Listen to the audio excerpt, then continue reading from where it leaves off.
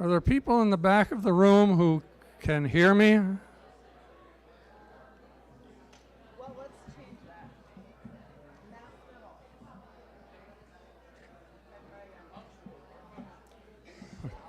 that. I am speaking to the people in the back of the room. And you tear yourself away from your conversations and bring yourself forward.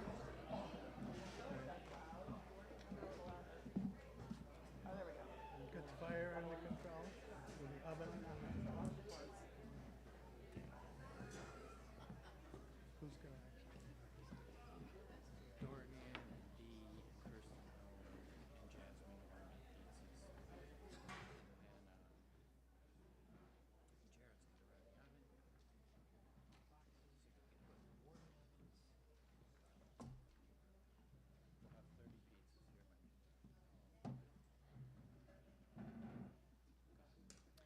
Can the folks in the back hear okay?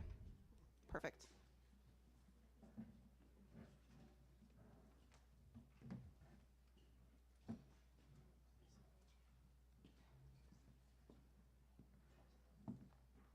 Everybody watching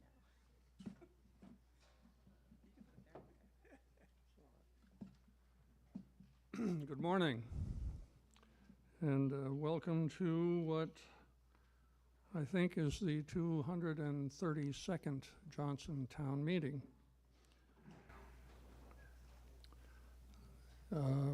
Traditionally, we have opened the town meeting with the Pledge of Allegiance, and I have a volunteer who has agreed to come up and lead us.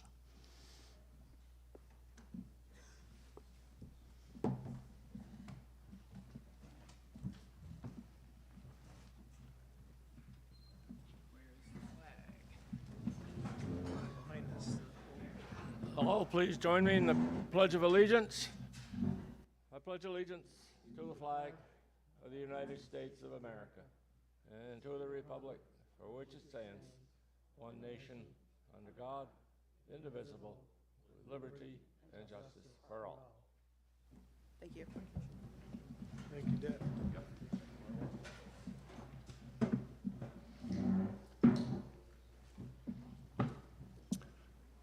So we have a few housekeeping matters before we actually begin with the meeting.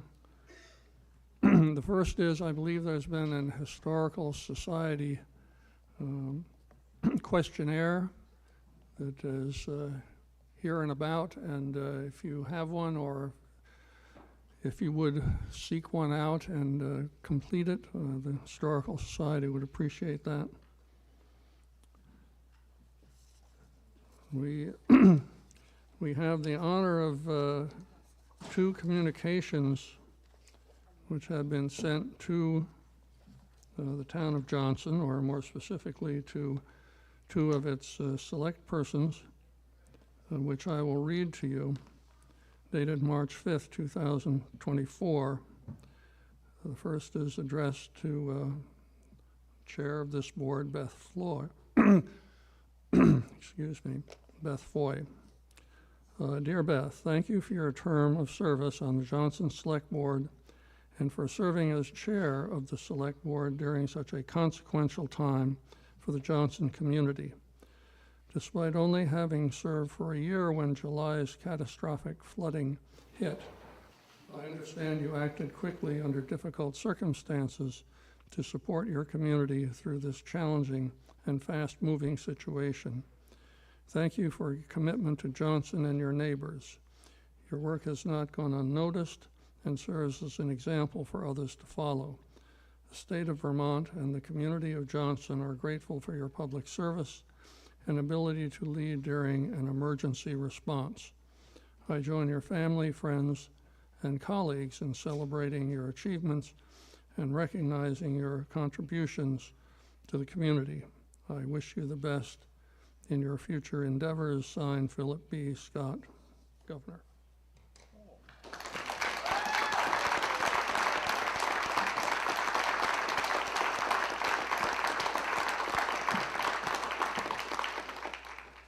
But wait, there's more.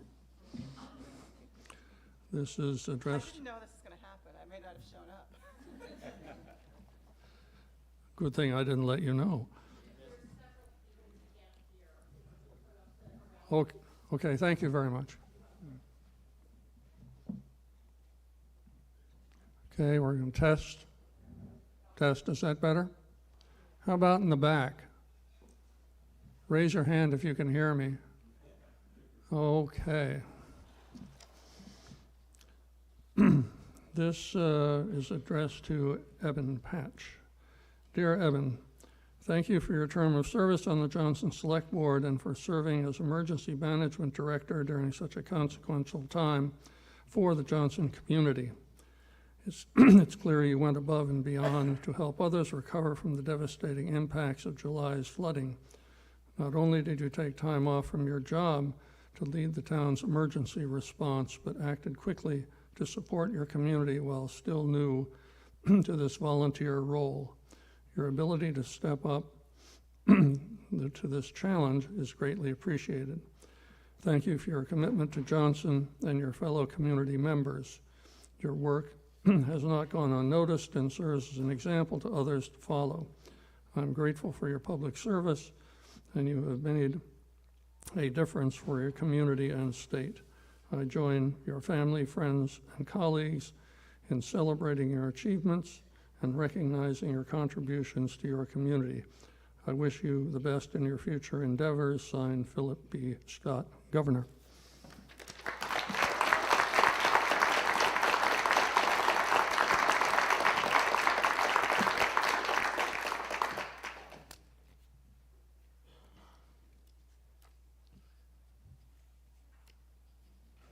For more than 200 years, the citizens of Johnson have gathered on the first Tuesday in March to do the town's business.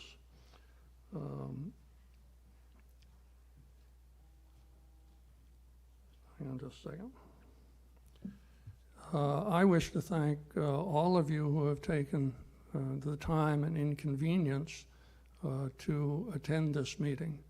It's vitally important. It determines the tax rate that folks are going to have to deal with, and also other issues that are important to the operation of government in the town of Johnson for the coming year. And I thank you for your inconvenience and your presence and your judgment.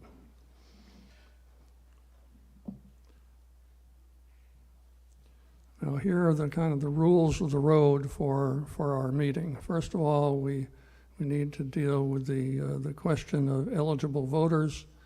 You are an eligible voter if your name appears on the checklist, which is located over by the doors here. Are there any folks here who are not on that list, who are not legal voters in the town of Johnson?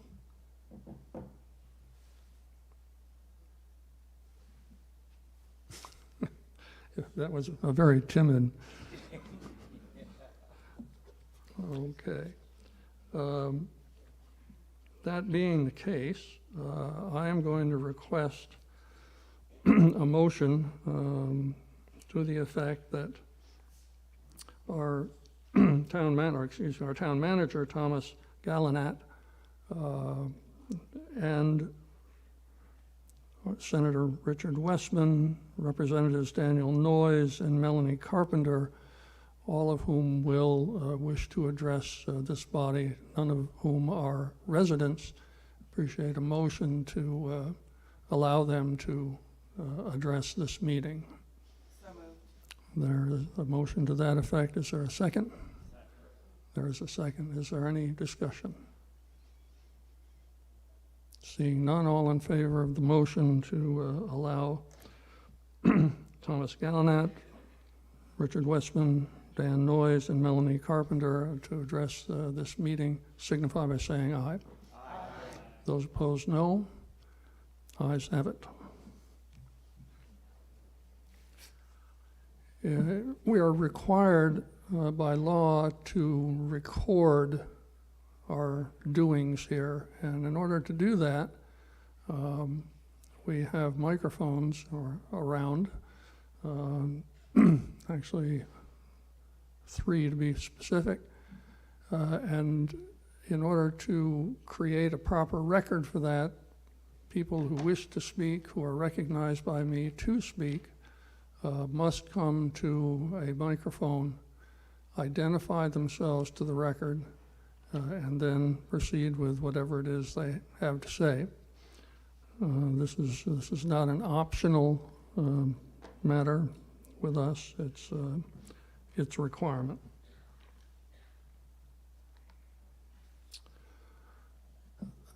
A number of offices for the town are being voted on here today, and they are being voted on the Australian ballot.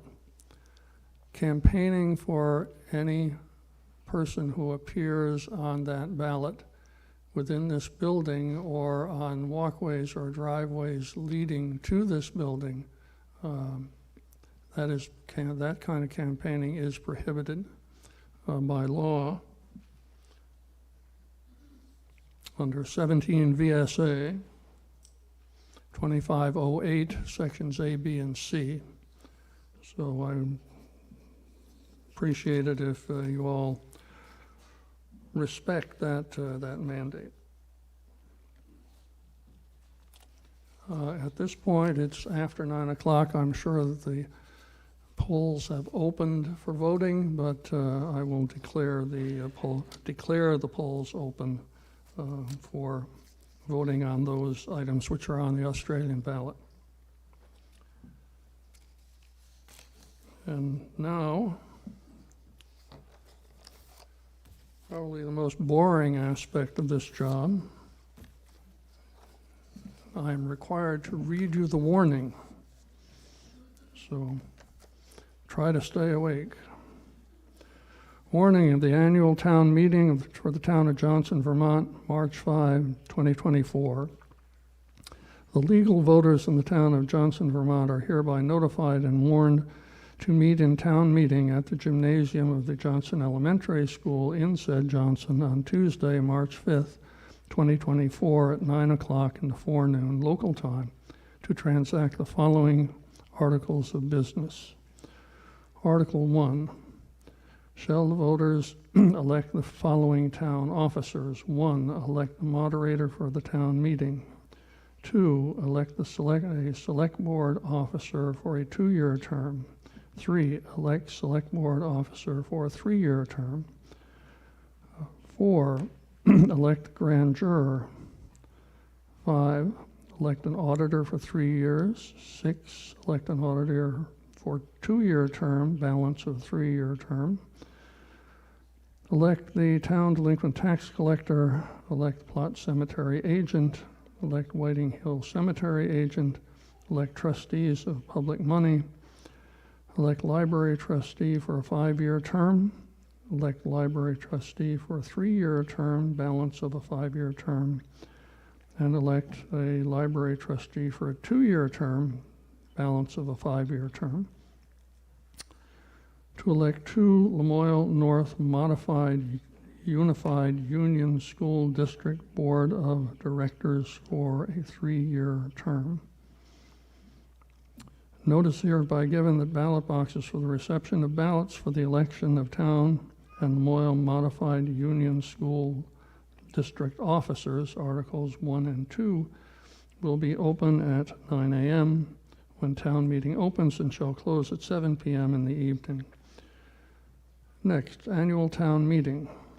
Article 5, to hear and act upon the reports of town officials and those presented. Article 4, to establish rates of compensation for the town officers, if any.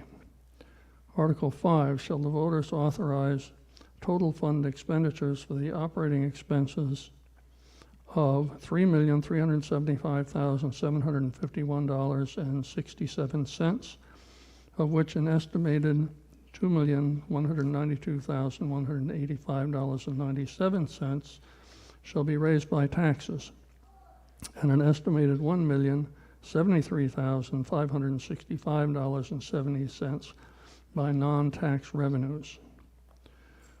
Article 6, shall the town vote to collect property taxes to the town treasurer in 4 equal installments per 32 VSA 4792, as listed below, with delinquent taxes and assessments having charged against them an 8% commission after the 4th installment per 32 VSA 1674, and interest charges of 1% per month or fraction thereof for the first 3 months, and thereafter 1.5% per month or fraction thereof from the date the due date of such tax. Shall interest be imposed on a fraction of a month, as if it were an entire month per 32 VSA 5136. Payments are due in the hands of the treasurer by 4 p.m. on the below due dates. First installment to be paid on or before Monday, August 12, 2024. Second installment to be paid on or before Tuesday, November 12, 2024. Third installment to be paid on or before Monday, February 10, 2025. Fourth installment to be paid on or before Monday, May 12, 2025. Article 7, will the town vote to exempt the Masonic Temple from municipal town taxes for a period of 5 years? Article 8, shall the voters prohibit the town constable from exercising any law enforcement authority in accordance with 24 VSA section 193 sub A parens A close parens. Article 9, shall the town establish a reserve fund to be called Paving Reserve Fund to be used for paving and paving maintenance in accordance with 24 VSA 2804 to be funded by one or a combination of a dedicated budget line item, year-end balances from paving budget line items, or reservation of year-end budget surplus. Article 10, shall the voters of the town of Johnson authorize the select board to prepare or have prepared and act upon a preliminary plan for merger with the village of Johnson in accordance with the provisions set forth in Title 24 VSA Chapter 49.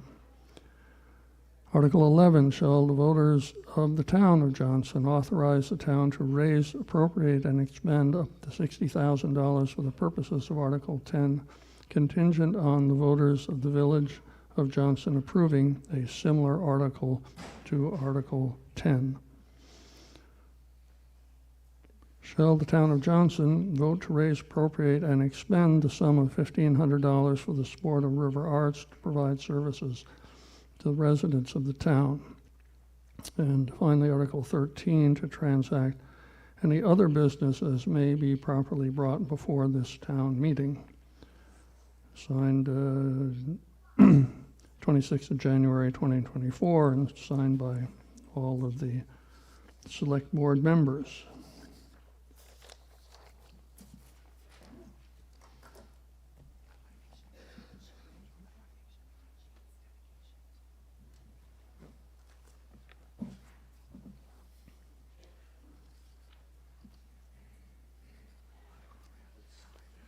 Okay, if we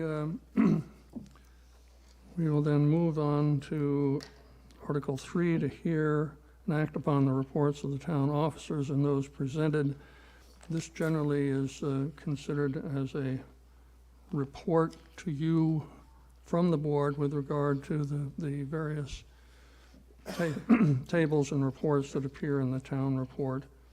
And with that in mind, I will turn over the microphone to the chair of the board to deal with one of the early entries in that report. Thank you very much. I just want to take a minute to speak to the dedication within the town report. Jean Engel, thank you very much for all that you've done for our community, for the library, and just at large, your willingness to really commit and make things happen You have truly made things happen in the past 9 months since the flood, and even before that. So the dedication is very much well-deserved, and I just want to thank you, and if we could all give Jean a round of applause.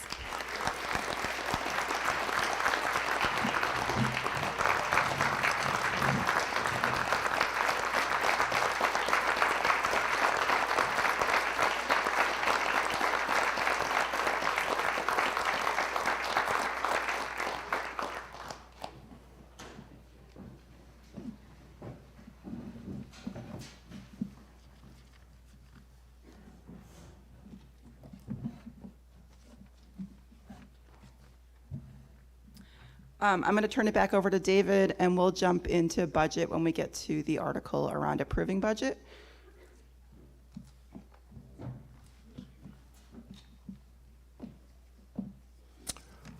Are there any additions or corrections to the town reports as distributed, as compared to, what we know now?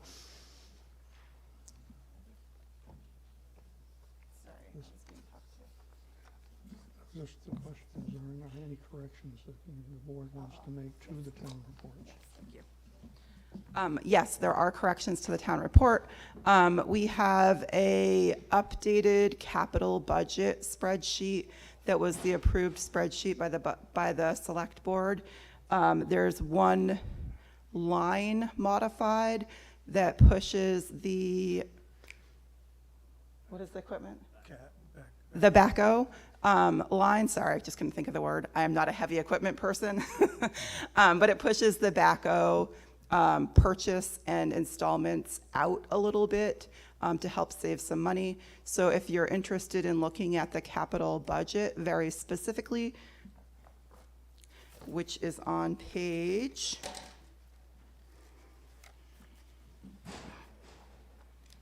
right here. Page 33 of your town report, there is an updated printed copy at the table where you checked in. Additionally, there is an adjustment to the tax rate. I'm going to let Tom speak to the details, or if he would, but essentially the printed tax rate has a 2.19 tax rate, and it actually should be a 2.242. Tom, can you just come speak to that adjustment, please?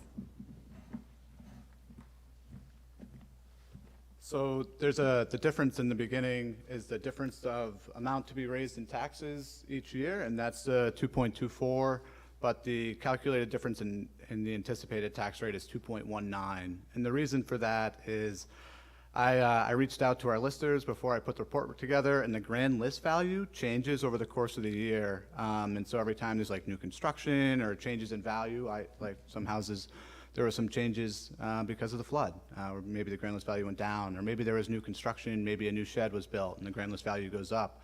And so as the grand list value goes up, the tax rate goes down, and vice versa.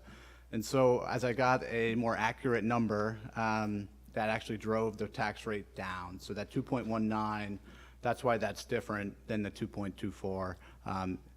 Typically in the past, Johnson does not do that, and that was something I brought from Peacham, and I'm sorry, I shouldn't have done that. It was a mistake I made, but so that's the 2.19 versus the 2.24. Are there any questions?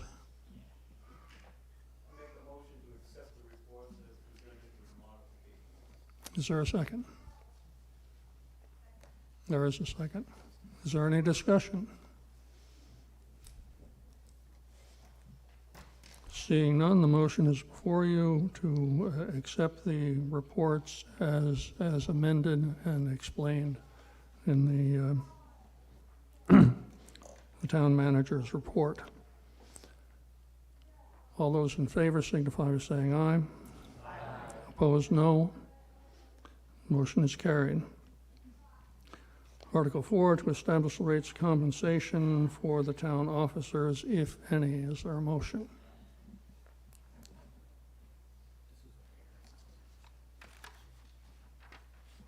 Can we hear what they're currently getting?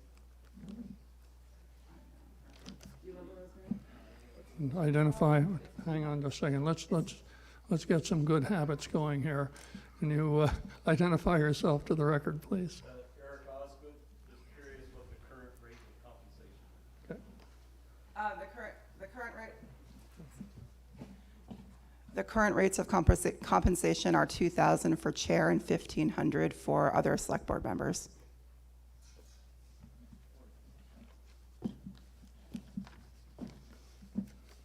Yes. Eric Osgood, I make a motion, we provide for compensation $2,000 to the chair, $1,500 to the other board. Is there a second? Is there a discussion?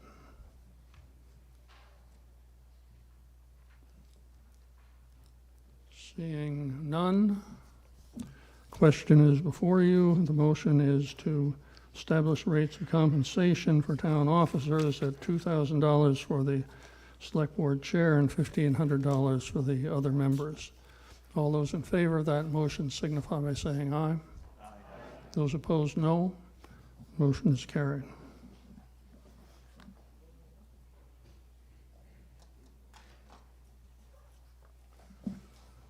Article 5, shall the voters authorize total fund expenditures for operating expenses of $3,375,751.67, of which an estimated $2,192,185.97 shall be raised by taxes and an estimated $1,073,565.70 by non-tax revenues.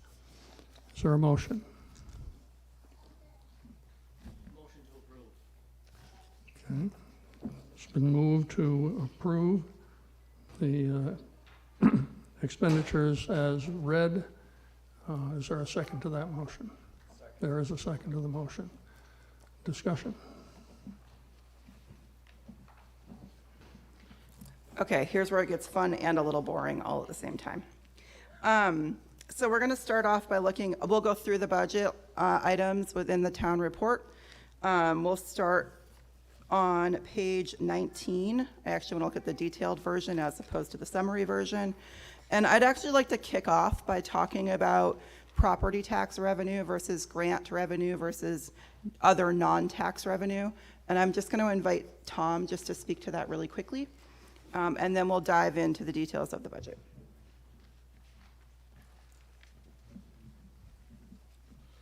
So if you look at the article, I mean, this is really the meat and potatoes of the day, right? As we're voting on what to expend and set our tax rate. 2/3 of that number comes from taxes. Just, you know, it's a total grand list value divided by the your property, right? And it's pretty straightforward. And that last $1 million, about $600,000 comes from state and federal, whether it's highway, state highway aid. There's about $500,000 that comes in pilot payment. That's from the college. That's an enormous asset for our town and keeping our tax rate low. So everything we can do to support the college, we should probably keep doing that. And then the remaining $400,000 is whether it's from our reserves, maybe we're pulling reserves from previous years and we're putting that towards this year's tax rate to lower.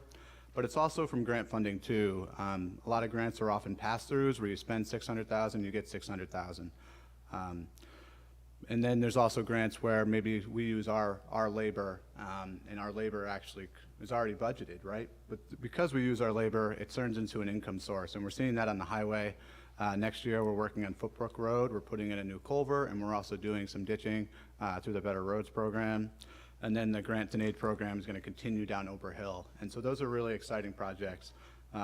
Jason has done a really wonderful job, and he likes to utilize these grants, but then he actually goes an extra mile, and he'll do an extra 1,000 feet. The excavator's already rented, the time's already paid for. Let's just get it done. And so Johnson's actually leading the way with our municipal roads general permit. If you look at our town versus others, Johnson's killing it. Jason's doing a great job, and he's also bringing money into the town by doing it. So I think if you see him, say good job. He deserves it. And lastly, I want to talk real quick about grants. They kind of come about in two ways, right? Sometimes a grant pops up and it defines the project. We saw that with the EDA grant in the industrial park. And so that can set limitations. It can kind of but it also presents opportunities. Because of the industrial park, it kind of moved some focus to a public-private partnership with Vermont Electric Co-op across the street, where we're putting in a stormwater project with them. As municipalities and government can't keep up, public-private partnerships kind of stepping into government slowly. I think we're going to see more of that in the next 10 or 15 years, and it's starting here with the Vermont Electric Co-op. But that also created opportunity for now maybe stormwater outflow from the industrial park, or maybe it creates opportunity for maybe a new sewage treatment center outflow, you know? So it's like, with these grants come a potential for opportunities that we didn't see, right? And so that's really kind of exciting. And then the other part about grants that I really love is, you know, like the rail trail, they have passion and need, right? A need. You have the Arboretum, they have a need, the skate park especially, right? And so that need defines what you go look for, right? And so that's where you guys come in. It's like, what is your need? And bring it to the select board, and then maybe we can find the grant to fill it.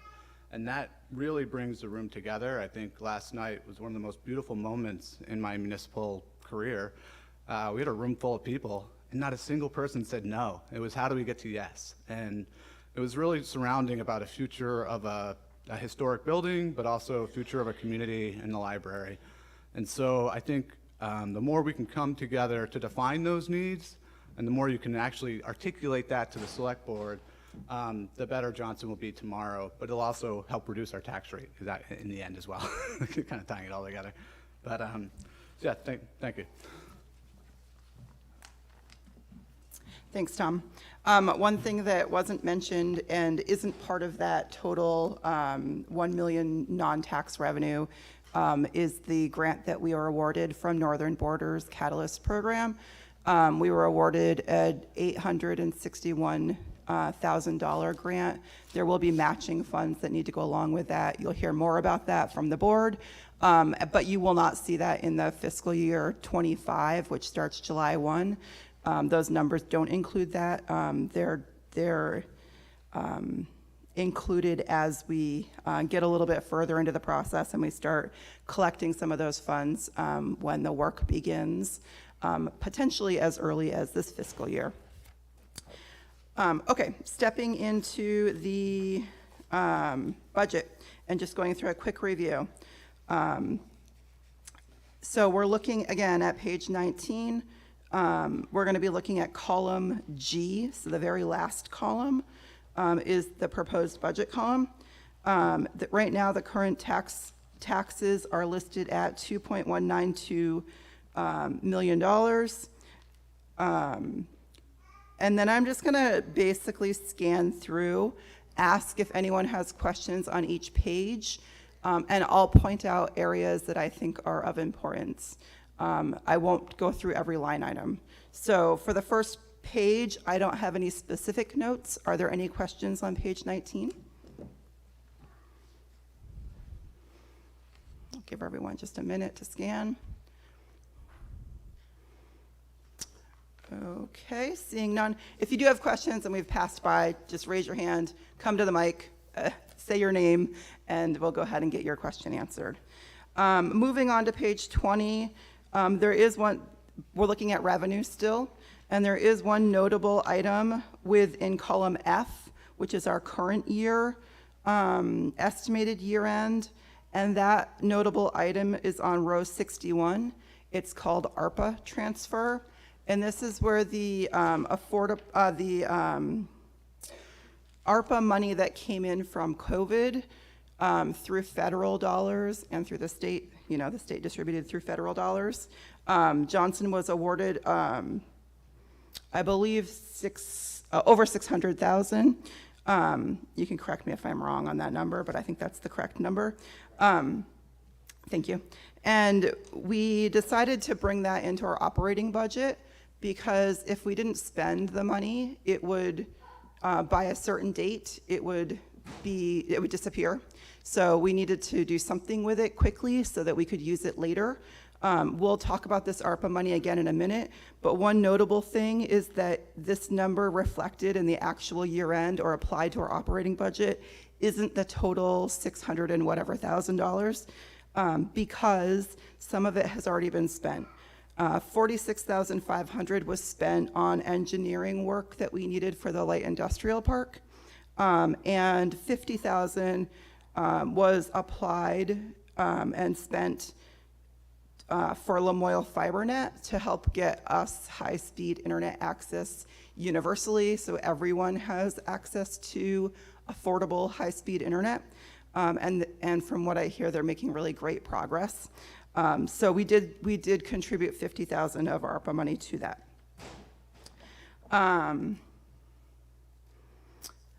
I don't have any other notes on page 20, so if anyone has a question on page 20, please go ahead and raise your hand or come to the mic.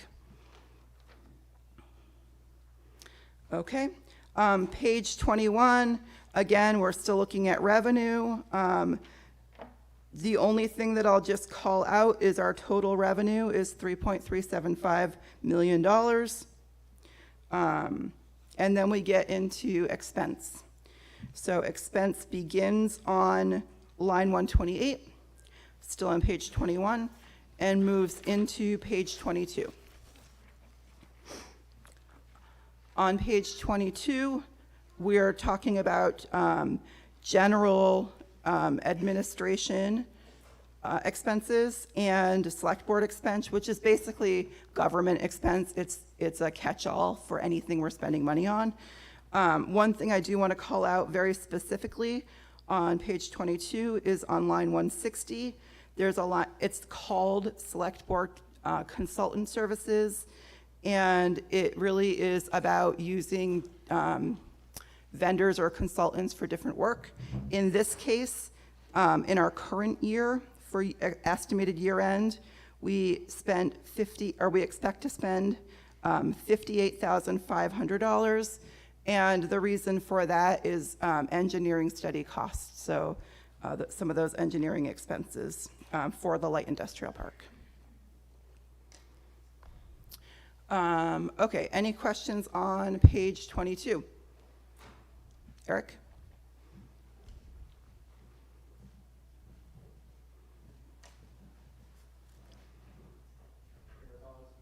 I don't think the mic's on. Can you see if the green light is on?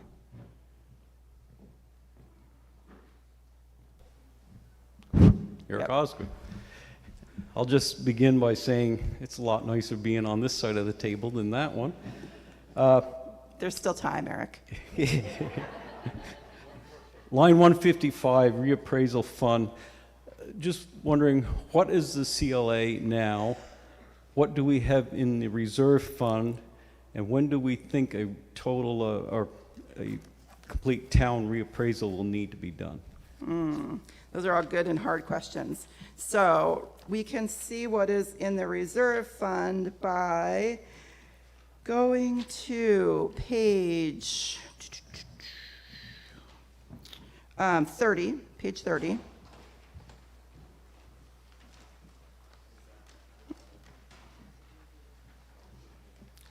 It's as of fiscal year 23 year end, so June 30 of 2023 is the number represented.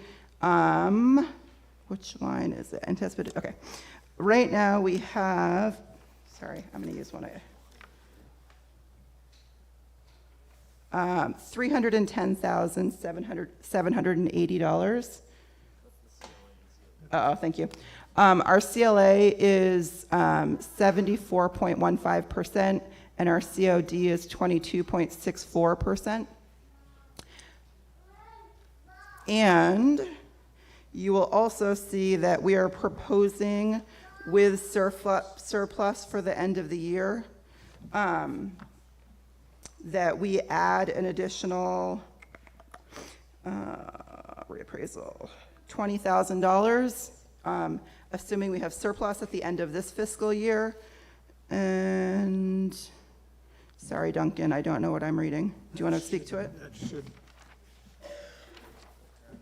with the additional funds that we are putting in from surplus, we should, At the end of this fiscal year. correct, we should end up with $84,697.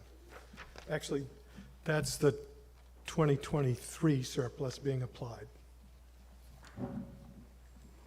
Okay, and in terms of timing on doing reappraisals, the board hasn't yet decided on timing for reappraisal.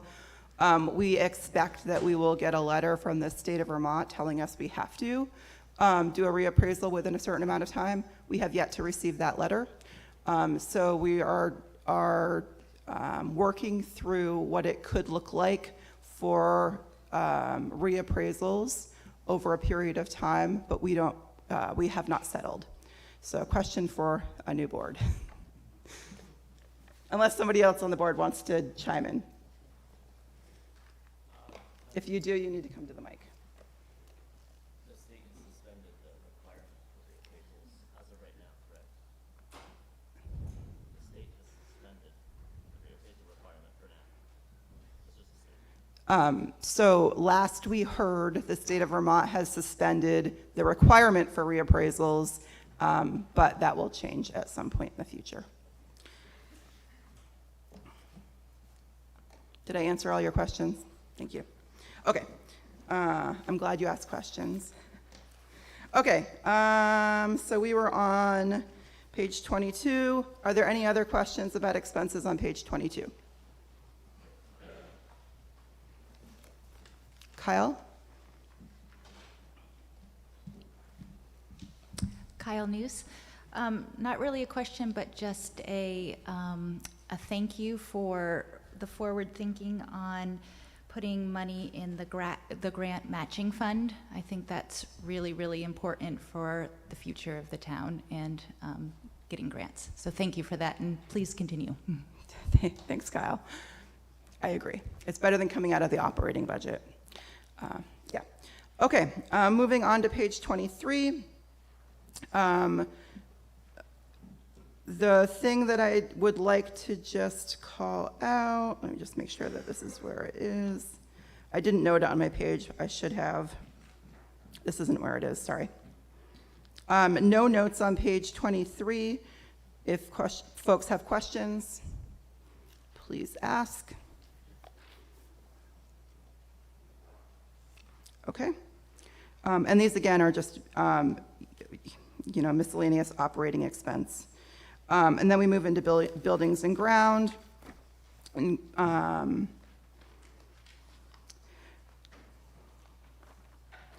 some of this is about funding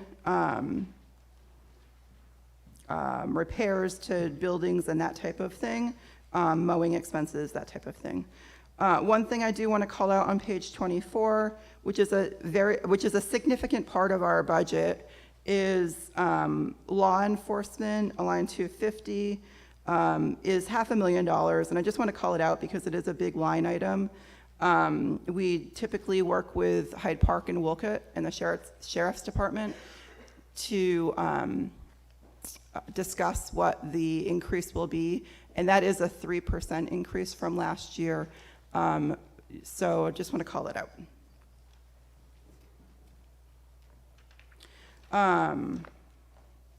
Then we move into library and recreation on page 25. Are there any questions on library or recreation expenses? Okay, I told you this would be the boring part. It's a little boring, I know. Okay, next up is page 26, where we talk about skate park, historical society, and Tuesday Night Live expenses. There's one thing I do want to call out on this, because if you look at expected year end compared to prior years and compared to the proposed budget, on line 318, you'll see a site capital improvement expense of $36,000. Most of that is coming in through grant revenue. Actually, not most. I believe all of that is coming in through grant revenue. So that expense is a revenue in, expense out type of spend.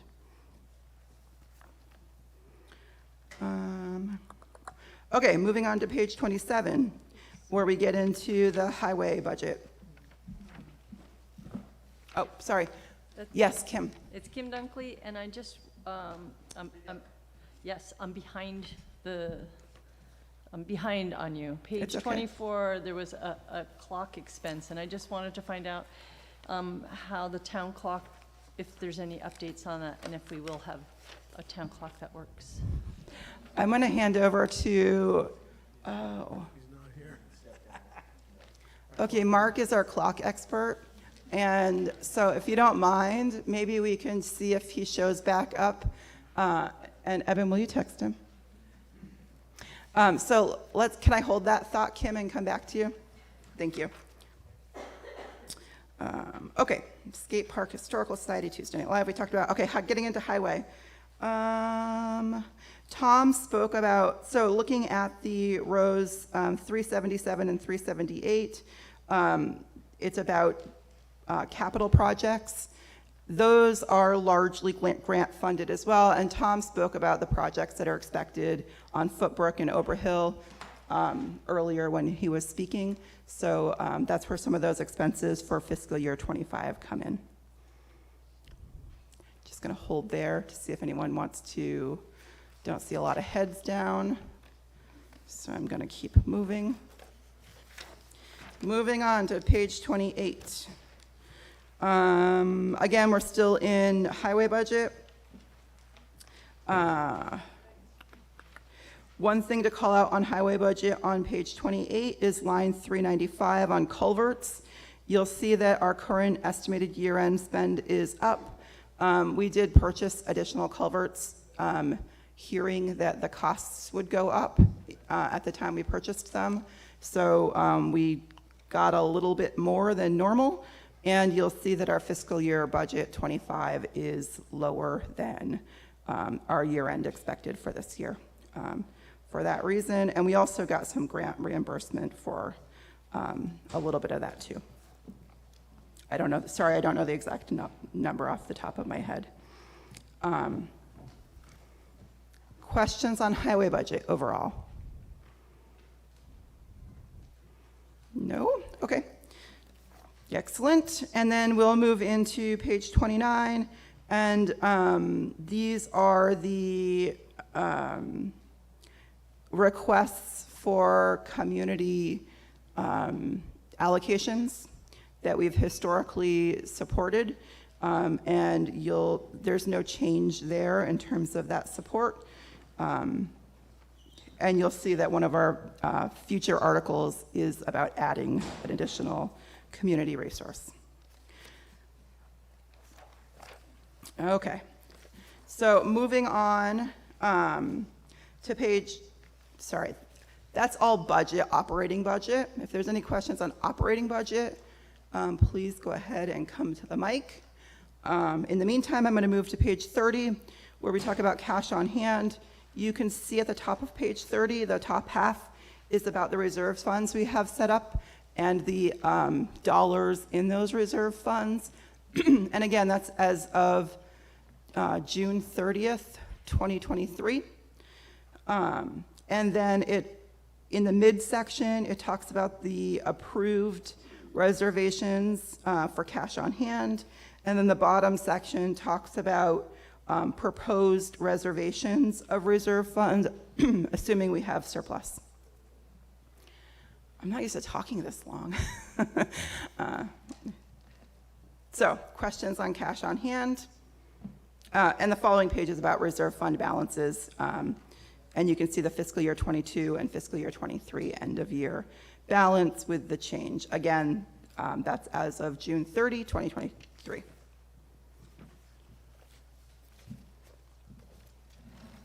Okie doke. On page 32, it talks about calculations around amount to be raised by taxes. This is the thing we voted on earlier. You'll see the estimated, so in the box, the very bottom row, you'll see the estimated percentage change tax rate, actual to estimate, where we approved the vote a few minutes ago from the 2.19% to the 2.242. So that's where you can see that value. And then on page 33. Page 33 is about capital expense. So we can basically depreciate over time, spending money that we've set aside. The one change on this sheet is the backhoe, which is line 38. You'll see in the print copy at the back, there's a replacement to this. This is not the version we approved. The version we approved is on the table in the back, if you'd like a copy. But that line 38 basically adjusts the numbers. Let me tell you specifically. It adjusts the numbers so that the purchase happens in fiscal year 27, and the payments go through fiscal year 31. So that shifts everything out a little bit, which ultimately helps with the cash flow for our capital purchase budget and plan. It's really a 8-year plan. Okay, any questions at all on anything budget? Mark is back. Mark, there was a question about spend on the clock tower and the future of the clock. Okay, I personally took care of the clock for maybe 15 years, up until a couple years ago, when what happened was, you probably don't know this, but the clock is run by a box of rocks. Once every 8 days, I would go there, I would crank that box of rocks up to the top of the tower, and it would descend through, I think, the third column from the left. And I would go back in 8 days and crank it back up. What has happened is the column has moved enough that the box of rocks is hanging up. And I'm not, I could get a day or two, and I wasn't going to go there every 2 days to crank it back up. So I know the masons are talking about reconstructing the front of the building, which is really what needs to happen in order for that box to last 8 days. So that's why the clock hasn't been running for the last couple years, and it won't run until we get that straightened out. I also met a man last year who came to town and looked at the works of the clock. He's an itinerant traveling clock repair person for New England. And he looked at our clock and he said, we have a very nice clock in very good condition. The works, the mechanics of it are very good. Because they were so old that they were before they were mass produced. So it's a very nice clock that we have. It's a George Stevens out of Boston. The works and everything are good. It's just a matter of making it last for 8 days, so somebody doesn't have to wind it every other day. And I'm optimistic that we can get that straightened around. This itinerant clock person will be back through town in the fall, and I'll have him look at it again. But till the tower, more than that, the column is actually running plumb up and down, we're not going to have a clock that's working. And I can go into detail about the bell, but a lot of people that live close by are not excited about the bell ringing through the night. And he's not here right now, the last person that talked to me about that. But so that's the status at the moment.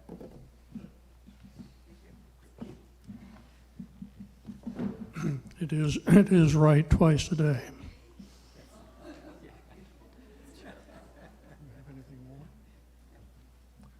Okay, is there any further discussion? Yes. No, you've got to come forward, please.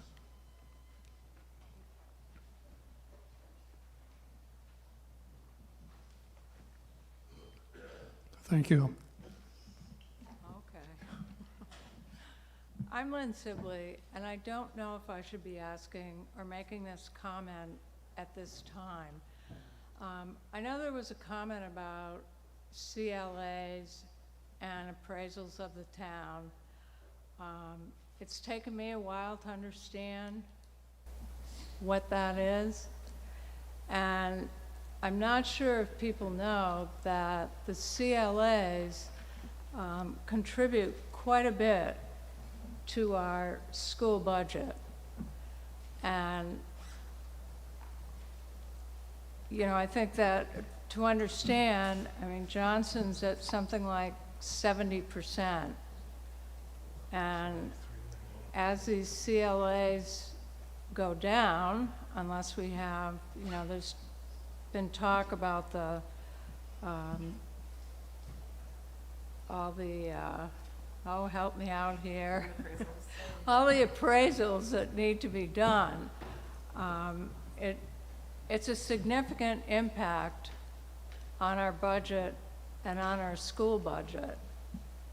And, you know, I will add that we had 2 meetings in the past 3 weeks, I think, on the school budgets. The first budget was pretty well attended.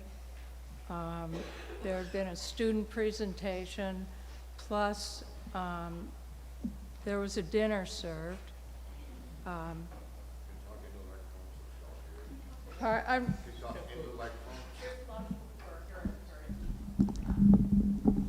Is that better?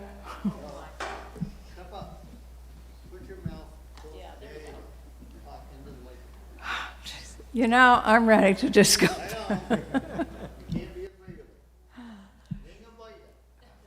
Now I can't even remember what I was going to say. So you were talking about the school. I'm going to go back to my seat soon, but just, and I know this probably isn't the right place to say it. At the first meeting for the whole district, no one made a comment after the presentation except for me. And it is very disconcerting to me that, you know, these budgets are being decided in meetings that very, very few of the district residents attend them. I went to the second meeting about the budget, and there were 5 of us there. And they were all from Johnson. But that's just my little piece as far as someone mentioned CLAs, so unless you were like me and needed a lot of tutoring, I needed to understand the impact it has on our budget and why we're having to learn about it. So.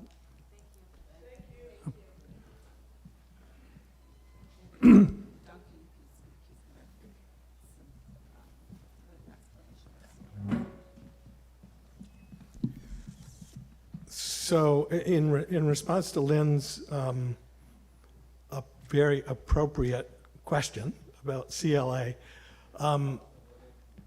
what? Just explain what it is. CLA is Common Level of Appraisal. I'm sorry.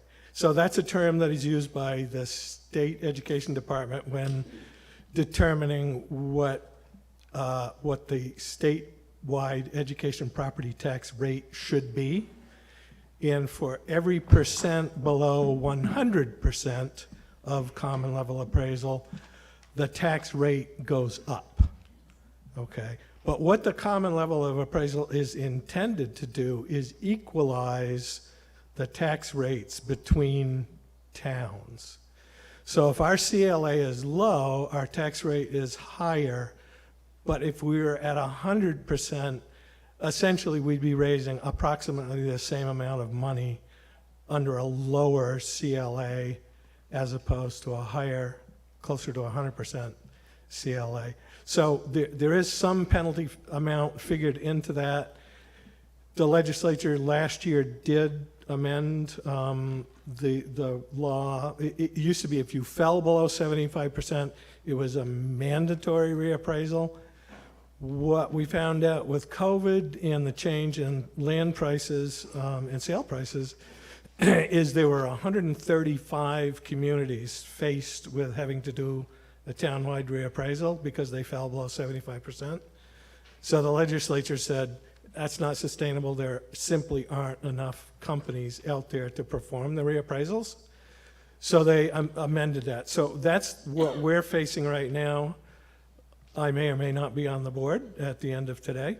But if I am, that's one of the things we will have to look at is when can we get a company in to do a reappraisal? And based on the fact that there were 135 last year and certainly more than that this year, that's going to be a question we're going to have to figure out is who can physically accomplish a reappraisal and when can they do it?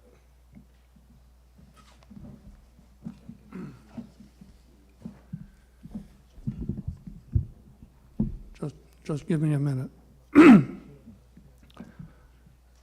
We are allowed to take actions that appear in the warning. And to the extent that something that is not in the warning comes up, as it is kind of percolating right now, it's very difficult to distinguish between when we're talking about the school budget and when we're talking about the town budget. And the only thing we're supposed to be talking about, as a matter of fact, I had a professor in law school who, when he was unsatisfied with the answers he was getting from his students, he used to say, "Who wants to talk about what I want to talk about?" And so here we are again, same problem. I thought about this ever since I've seen this warning, and what I have suggested, and no one has yet said no, suggested is that when we pass the town budget, the one that's the subject of this motion, I was then going to, or will, in fact, invite a motion to change the order of our agenda to take up one item under other business, and that one item under other business would be the school budget.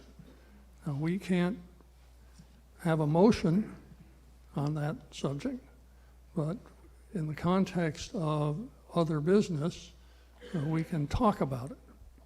So that's what I have in mind, and with that in mind, I think you said. well, Mine is- I hate to tell you, but I want you to share it. It's all okay. I have just a couple Name- questions for the board. Name This for the is record? Michael Patch, I just said it. Anyways, I have a couple questions, and one of the topic most anybody doesn't want to hear about, but I'm going to bring it up because we just talked about $500,000 for the police department, which they do a good job. And I'm not going to put you on the spot, I promise. Anyways, I want to know what people think about the crime in this town. I live in the Hicks and the Sticks, and I've seen more stuff in the last 2 years. I mean, in Johnson, it's here. I want this select board, if they approve this, to do this, help Roger out, and he's not there to speak up for himself. We pay state dollars, tax dollars. We've had this in a select board when I was on the board about bringing this up and get our tax money that we pay to the state of Vermont to have the state come help them. There's one guy doing 3 towns for the sheriff's department at night.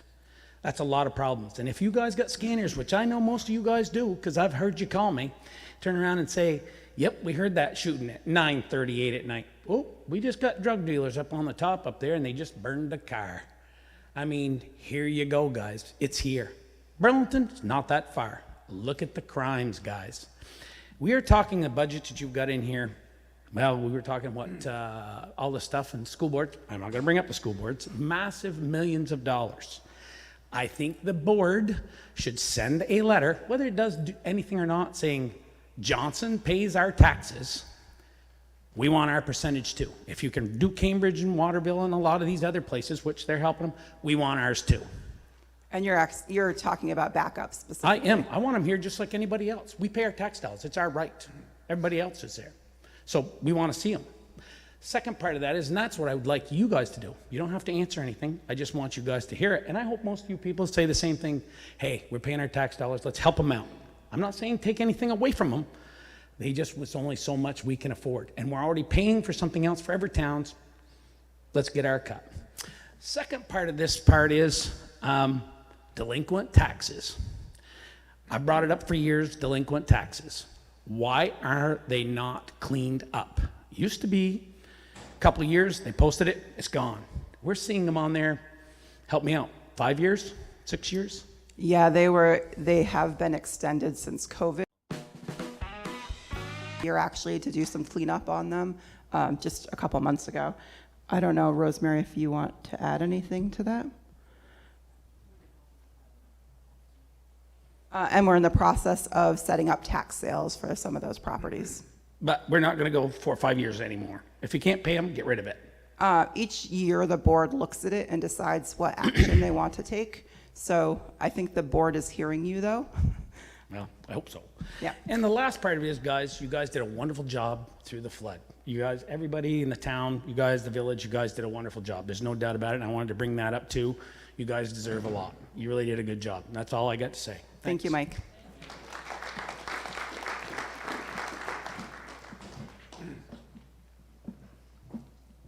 Any further discussion? I don't, okay. Call the question.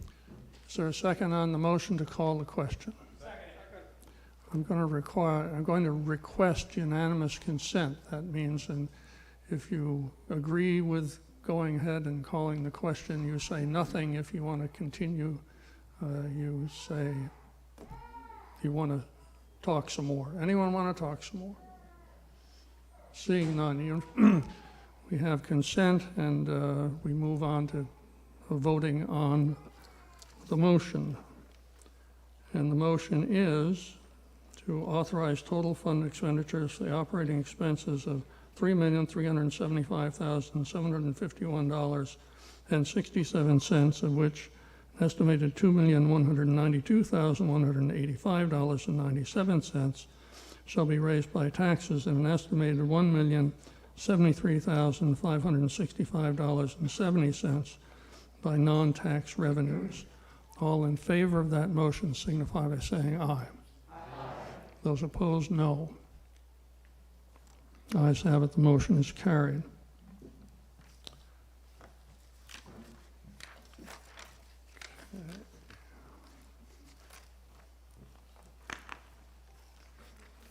Just a second here.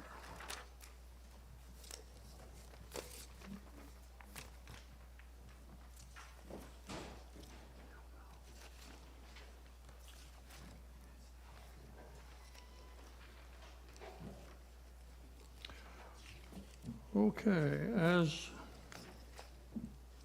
I mentioned to you a short time ago, we cannot, in this meeting, deal with questions of the school budget because it's not within our statutory power to do that. However, it's not unreasonable, I shouldn't think, for questions to be raised or discussion to be had. So I'm going to request, at the will of the group here, that we change the order of the agenda to move to a single item of other business at this time, discuss that for a limited period of time, and then return to the budget as presented.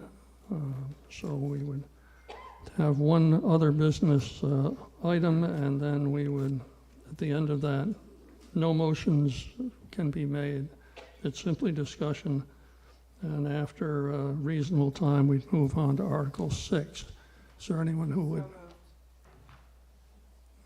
Okay, so there is a motion to change the order of the agenda. Is there a second?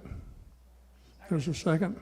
David, will this come back up again at the end of the meeting, or are we limited to just talking about the school right now? Because there may be other business. Well, I think we could do other business. It's pretty open. So okay. Let's do We'll do school now, a school broad signs now, and then then do other. well, when we get there. Okay. This is just one item. Okay. This is just one item other business. We will get to other business as elegantly put forward. in its normal cycle. So, all in favor of the motion to change the agenda to talk about the school budget for a limited period of time? All those in favor signify by saying aye. Aye. Those opposed, no. Ayes have it. So, who wants to talk about school budget? If any.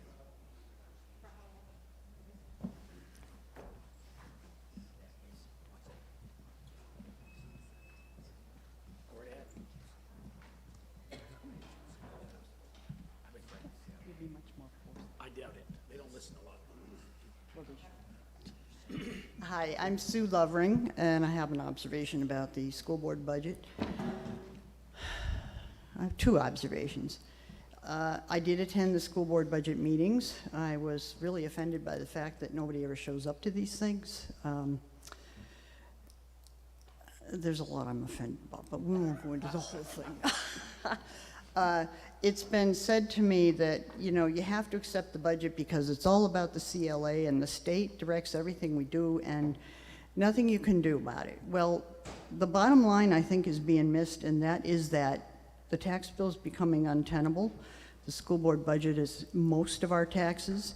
I think the select board and the village work to keep expenses down just as hard as the school board seems to work to drive them up.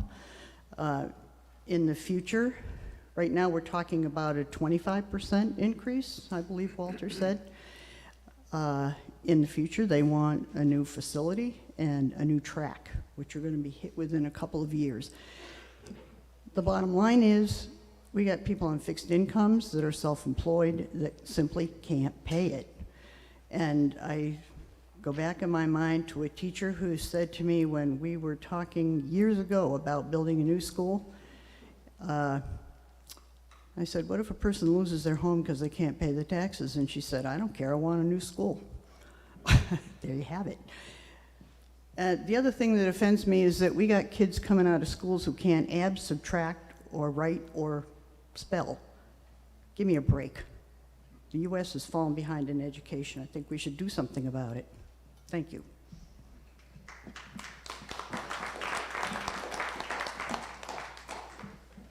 Michael Patch again, I'm sorry. I have a question that somebody can answer me, maybe can answer this question. Back about before we joined this conglomeration of all other towns, Johnson had borrowed $1 million to renovate this facility. I sat in this room right here and said, let's pay the $1 million back that the taxpayers of the town of Johnson put into this we were gonna spend, which we didn't. And I was told, nope, we're not doing that. When we went and joined this, the $1 million went there. Did we end up paying that back, or did, as far as the town of Johnson, or did this conglomeration that we went into, they help us pay that $1 million back? Or did we give the money back so we didn't have any debt?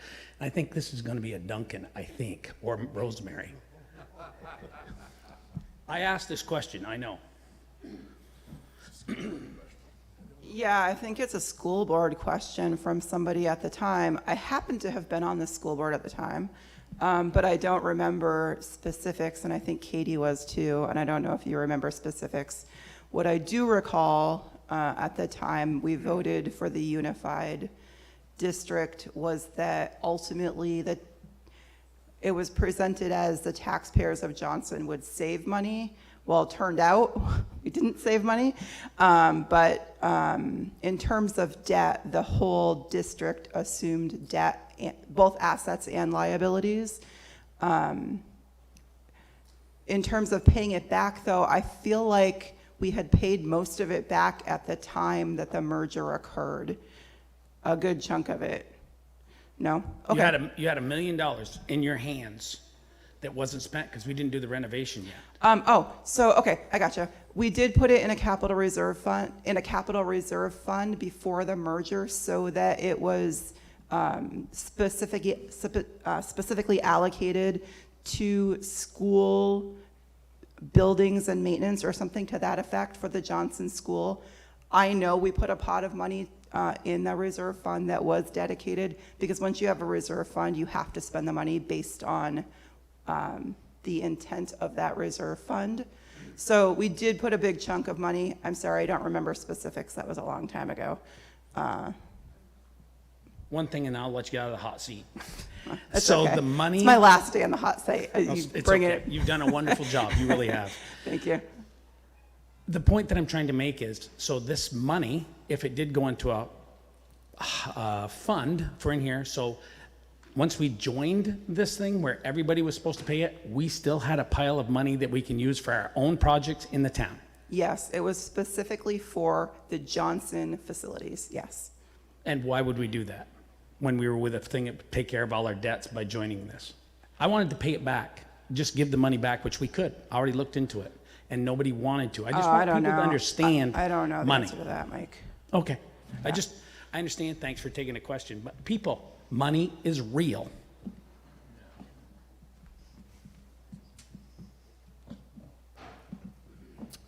Any other discussion?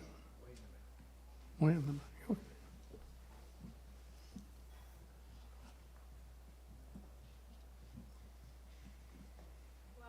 you made me feel so comfortable. I'm back. Yeah. Identify yourself to the record, please. I thought, Lynn Sibley. Thank you. My concern with education funding is that it is not sustainable. And I spoke about this at length several years ago. I don't have the answer. I just know that with this year's increases, what are we going to do next year when we're faced with the same type of increases? The budget, part of what we are doing this year is we're dealing with the CLAs. We're also dealing with the fact that I think about $900,000 of COVID funding has disappeared. And I think that they're probably great programs. Can this town afford to continue these programs after the funding goes out? And, you know, that's just my last comment, is that I just really find education right now, in terms of budgets for local communities, to be unsustainable. And I don't know who's going to finally say, boy, we need to do something. And the state's been struggling with this for years. Those of you who are around my age remember we've tried different funding proposals, but with the increases we're having this year, I don't think we've figured it out yet. And my only sort of goodbye message is, how do we get this to change? Because I don't see education funding going down. Thank you.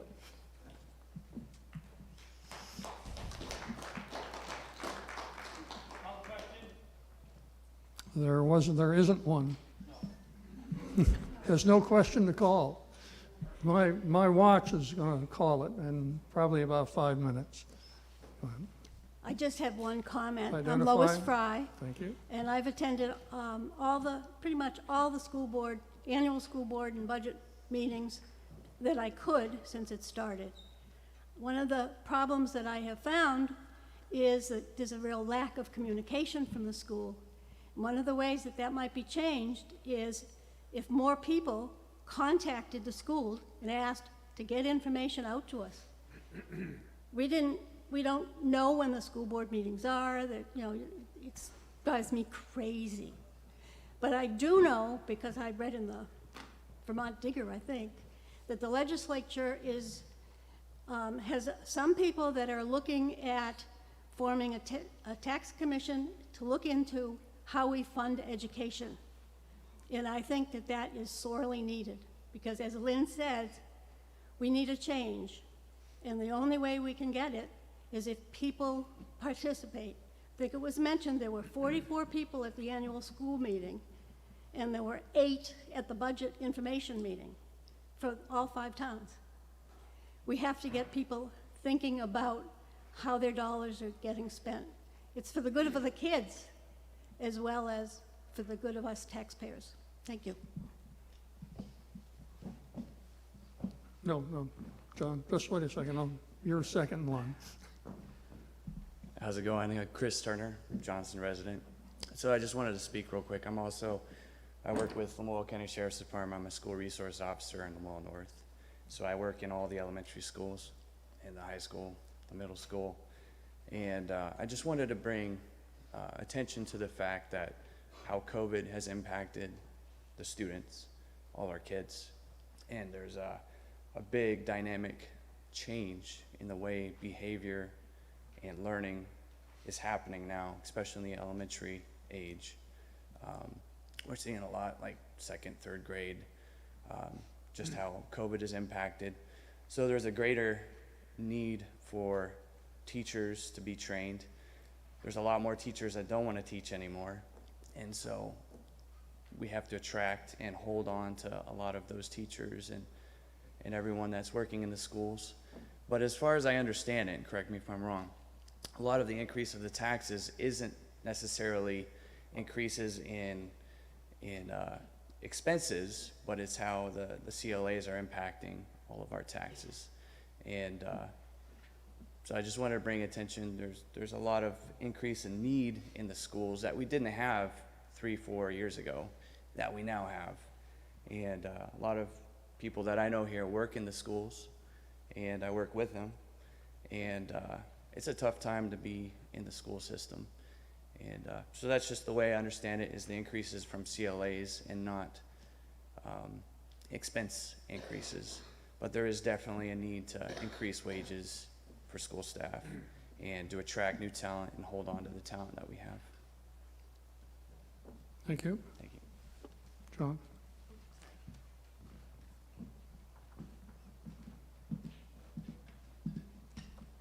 My name is John Gregg, and I would like to just, with no hope in hell, just say I wish there could be talk about education and philosophy and spirit and why whatever the statistic somebody quoted about how many graduating children can't read, can't write, can't spell, because there's got to be more to this than taxes and CLAs. Otherwise, what the hell are we all doing here? And why do we need a new facility? And why the hell do we need a new track?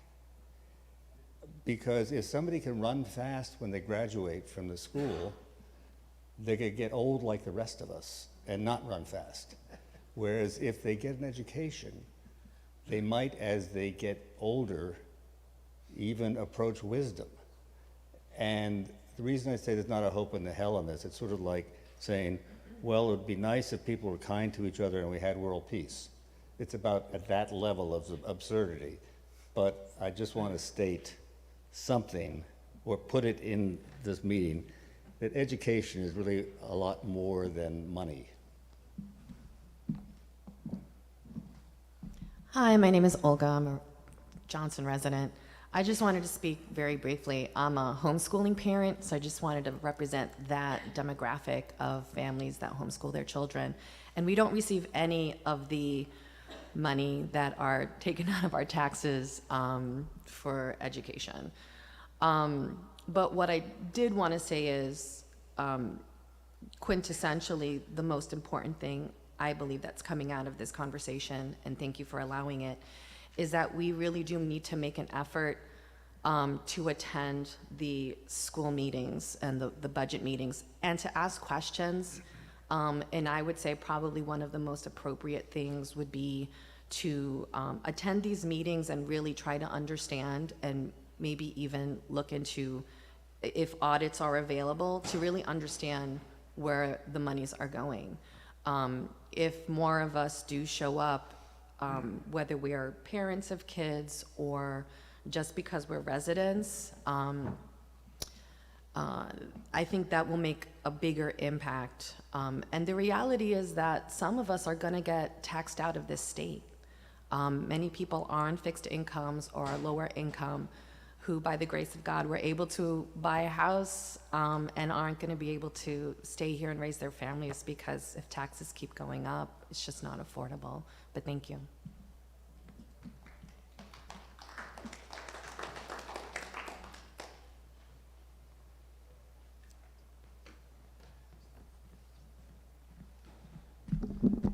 I'm Walter Pomeroy. Didn't come prepared to speak on this. I'll be a little disjointed, but the Select Board today has presented us a budget that's increased about 2%. The school board's budget is up over close to 15%. Every year we hear another excuse from the school boards and why these budgets keep going up. Lynn touched on it. They started new programs using one-time money, but the programs are now embedded in the budget. So we have a runaway train, not only here in this district, but in the state. The hardest thing to do in government sometimes is to say no.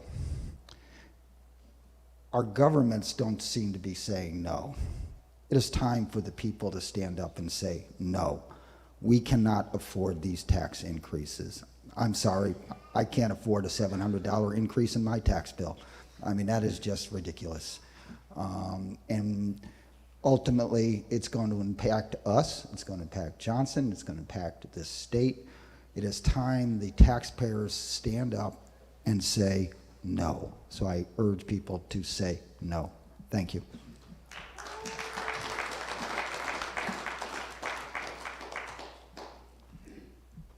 Also here, has the board thought about, you know, like on my street, there's 3 houses that aren't coming back. You're gonna lose revenue. You look at Railroad Street, you look at all the apartment buildings. Have we thought about all this? You know, eventually, a lot of these taxpayers are not gonna be here anymore. And have you compensated for any of this stuff going on? Because I'm going to tell you now, we're not done flooding until the state wakes up and realizes what's going on. They got to start doing something. And we keep paying millions, billions of dollars and keep doing it. And it's going to keep happening. It's just a matter of when. But I don't know if you guys have thought about this. You look at the apartment buildings on Railroad Street, they're all empty. They're trying to rebuild, but there's no guarantee they're going to rent them. I mean, the landlords are only going to put up with it so long before they're going to say, we're done. They can't afford to do it. I just want to know if you guys have thought about that. That's all. Thanks, Ellis. Thank you. Yeah, I can't speak for the school and I can't speak for the state, but I can speak for the Select Board. And yes, we have calculated what we believe the impact to be on taxes for fiscal year 25, which is the proposed budget we just passed. And we have included that in the revised numbers from the Select Board. Okay, time's up. Thank you all for participating. I can add that there are people in Johnson who are trying to address the issues, the flood issues, which have been presented, and to try to gather together communities in the Lamoille watershed to take action such that if we do something in Johnson that affects Cambridge negatively, maybe we ought not to do that, and to look at the whole watershed as opposed to simply town by town by town. That is happening as we speak. All right. Where are we?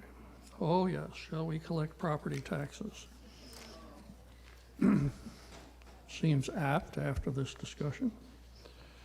Article 6, shall the town vote to collect property taxes to the town treasurer in 4 equal installments per 32 VSA section 4792 as listed below, with delinquent taxes and assessments having charged against them an 8% commission after the 4th installment, 32 BSA 1674, and interest charges of 1% per month or a fraction thereof for the first 3 months, and thereafter 1 1/2% per month or a fraction thereof from the due date of such tax.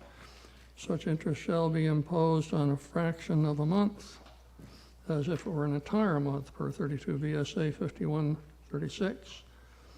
Payments are due in the hands of the treasurer by 4 p.m. on the below due dates. First installment to be paid on or before Monday, August 12th, 2024. Second installment to be paid on or before Tuesday, November 12th, 2024. Third installment to be paid on or before Monday, February 10, 2025. And fourth installment to be paid on or before May 12th, 2025. Is there a motion with regard to Article 6? Eric Osgood moves that as printed. And I have a second. Discussion. Oh, second, okay. Sure you don't want to discuss? Okay. Seeing no discussion, if your hand's up and I don't see it, wave it. I see none. Then the vote. I'm going to request unanimous consent that I be allowed to move this to a vote without rereading everything that I just read you. Is there that consent? Say aye. Is anyone opposed and would like me to read it again? I see no hands. Good. Thank you. From the bottom of my heart, thank you. All those in favor of the motion as presented signify by saying aye. Aye. Those opposed, no. The ayes have it. Motion is carried.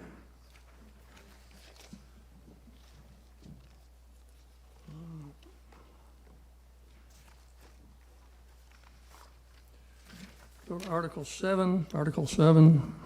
Will the voters of the town vote to exempt the Masonic Temple from municipal town taxes for a period of 5 years? Is there a motion with regard to that article? Moved as presented. Is there a second? There is a second. Discussion.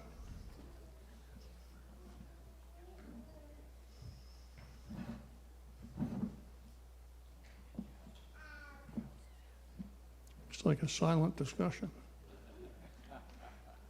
Okay, there being none, the motion is yours. The motion is to exempt the Masonic Temple from municipal town taxes for a period of 5 years. All in favor signify by saying aye. Aye. Those opposed, no. The ayes have it. Motion is carried.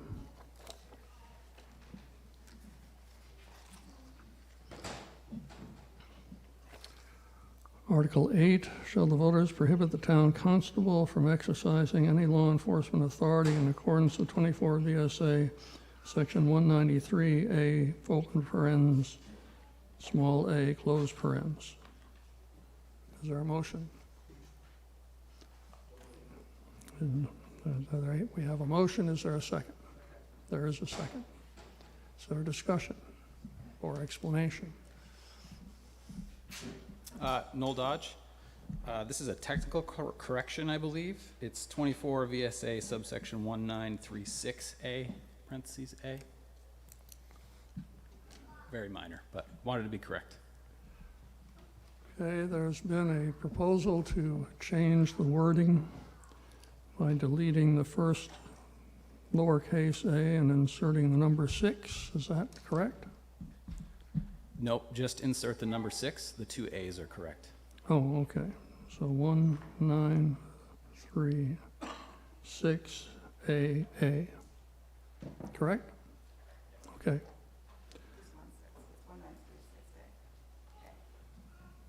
Yes.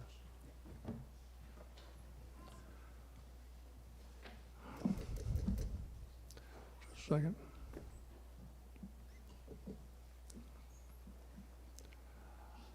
Who made the original motion? Eric, would you agree to a change in your motion to insert the 6?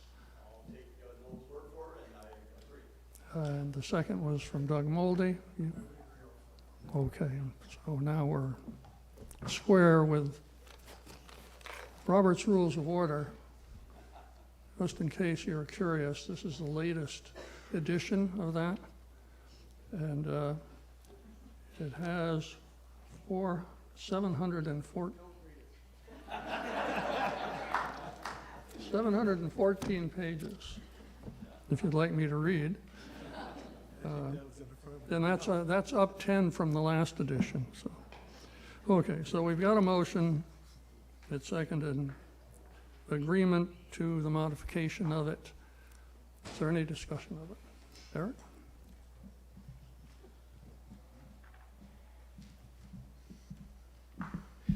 Yeah, Eric Osgood. I know a number of years ago we voted as a body to make it an appointed position versus elected, and there was reasoning behind that as well. I was just curious if the board could address what is the reasoning behind removing any law enforcement authority. I guess I got tagged. Eric, you will remember that at the time that vote was taken to appoint rather than elect, the select board actually adopted a job description for constables, which pretty much prevented them from doing law enforcement activities. So this really is codifying the job description, which has been in place for 30 years, almost 30 years probably. It was brought to our attention that a constable, so the way the job description was written was they could not do it without law enforcement training through the law academy. It's been brought to our attention, in that the town wouldn't pay for that. It's been brought to our attention that if a constable wanted to pay that fee themselves and get duly constituted as a law enforcement official, that they could then adopt or conduct law enforcement activities within the town. So this basically closes the door to that option. It really removes law enforcement capacity from a constable from a statutory standpoint.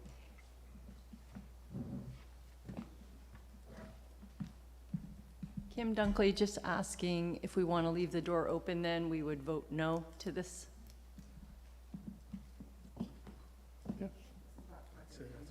The short answer to your question is yes.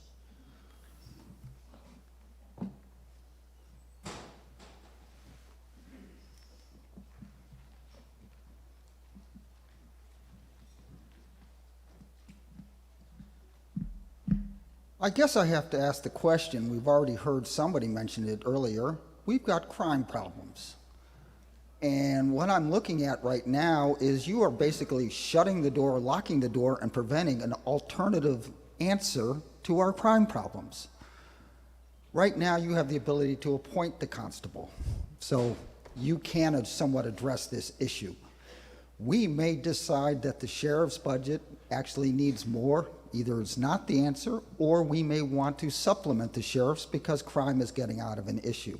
If we pass this motion, it would require a special meeting or another meeting in the future to undo what we just did. Right now, I don't see we have a problem that needs to be fixed. But if we pass this motion, we may put ourselves in a position where we are in an untenable position where we have to take actions to fix and solve our crime problems. So I don't see why we need this motion, and I feel we should just defeat it and not try to fix something that's not broken, and leave the door open for potential issues that may arise because of the crime issues. Thank you.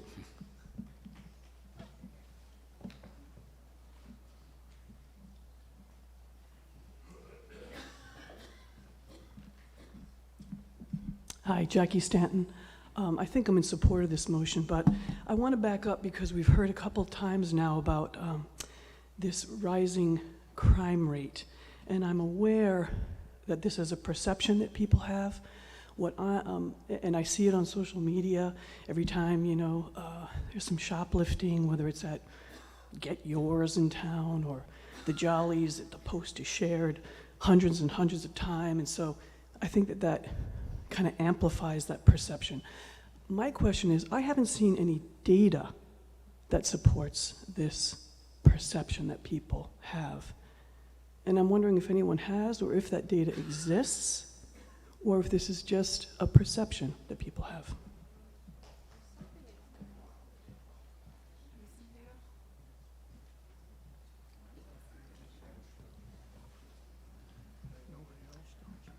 We get, the select board does receive, and the town does receive, counts from the sheriff's department on responses to calls. I don't know if I've seen specific data from Lamoille County or for Johnson specifically. I don't know, I think it is more subjective that I've heard, but we do have a couple of people from the sheriff's department in the audience. Perhaps they want to come to the mic. I'll give up to him.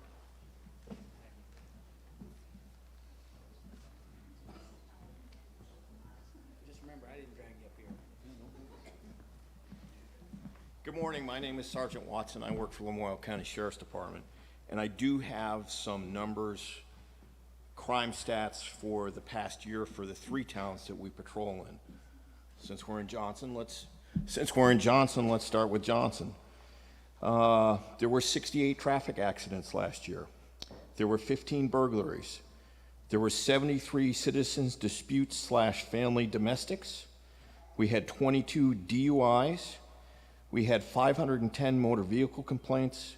We had 13 noise disturbances, 23 sex offense investigations, 10 drug investigations, 29 thefts, and we wrote 124 tickets for a total fine amount of just under $24,000. Do you know how that relates from 10 years ago? I don't have those numbers. I can tell you across the board that our numbers, calls for service and incidents have gone up. They have not gone down. Anything else I can help with? I'm sorry, I didn't. How does that compare to other towns? Well, I'll give you the numbers for our other patrol towns. In Hyde Park, 78 traffic accidents, 1 burglary, 37 domestic disputes or family fights, 21 DUIs, 562 motor vehicle complaints, 7 noise disturbances, 9 sex offense investigations, 12 drug investigations, 15 thefts, and we issued 95 tickets in Hyde Park for a fine amount of just under $19,000. In Wolcott, 38 traffic accidents, 1 burglary, 23 citizens disputes, family fights, 11 DUIs, 224 motor vehicle complaints, 2 noise disturbances, 5 sex assault investigations, 2 drug investigations, 14 thefts. We issued 43 tickets for a fine amount of just under $9,000.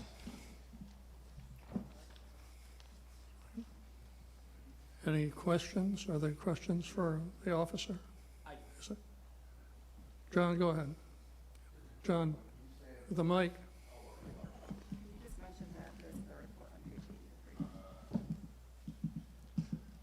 Just let me interrupt for just a second. The report of the Sheriff's Department on their activities in these 3 towns are located on page 83 of your.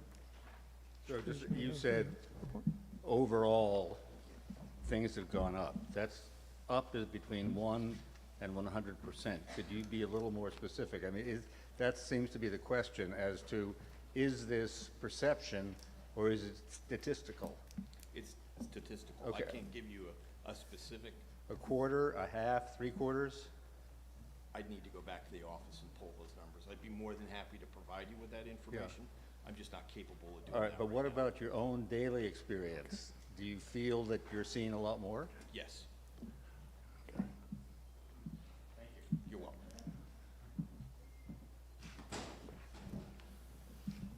Michael Patch, he came up, perfect timing. This is two parts. First of all, as a taxpayer in the town, I can't say that a constable, whoever it may be, would be the same thing as a sheriff or a state trooper. Now I'm talking about liability. They make a mistake, or they arrest the wrong person, or they said something they shouldn't. I don't think this town's got enough money to fight it. We need pros. If we're going to hire pros, then we start our own sheriff's department to help them. That's why I want the state to come. I am a 100% pro guy, and I'd like his opinion on that. And the last thing I'm going to tell you guys, I have lived most all my life in Johnson. And where I live, 47 Patch Road, I've seen 2 murders, 2 shootings, a rape, all within a mile. If you see what goes by it, because if you come by my property, you look at the buildings, you'll see cameras. I see shit that you people don't.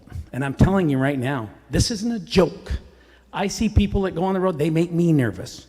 I took my grandson up into the Telton lines to go blackberry picking. And I called my nephew and the cops afterwards, and I said, you guys got to get up there. And they did, and they kicked him out. And I didn't not mention what it was, but I'm telling you, it's here. So take it for a fact. This is a fact. And these people know because I called them. But I'd like his opinion on giving a constable untrained a gun or whatever you guys are thinking to help them. That's just my opinion. Sorry for putting you on the spot. So this is going to be my opinion. This is not going to be the opinion of the sheriff's department. The training and the continuing training that you need to be a law enforcement officer in the state of Vermont keeps going up every year. And I think it would be very difficult for a constable to maintain that training. And the only way that a constable is going to be able to get the training that they need and the certification through the Vermont Police Academy is if the town sponsors them. You can no longer just show up at the police academy and go, hi, I'd like to go. There's a much more stringent process than that. Any further? Elliso here. I just got one question. Is this a paid position or is it a volunteer or?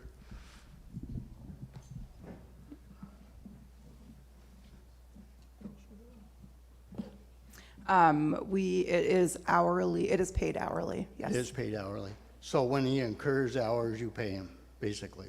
Yes. Okay, thank you.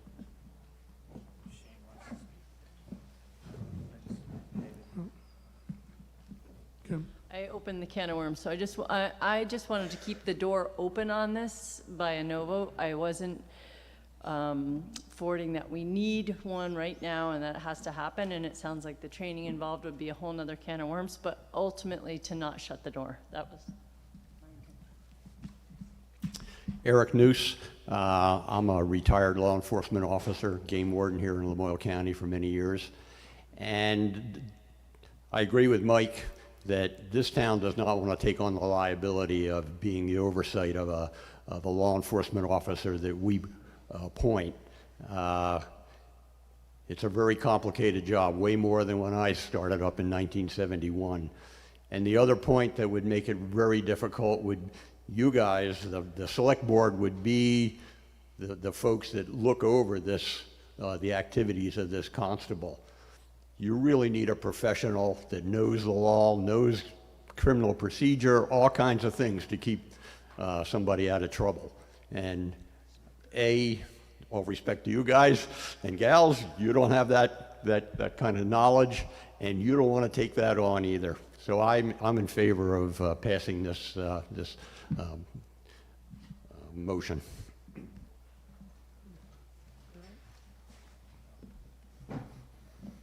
Eric, I think you make a really good point, and I think I'm right about this, but I would clarify that a constable would be allowed to enforce laws without the oversight of the select board.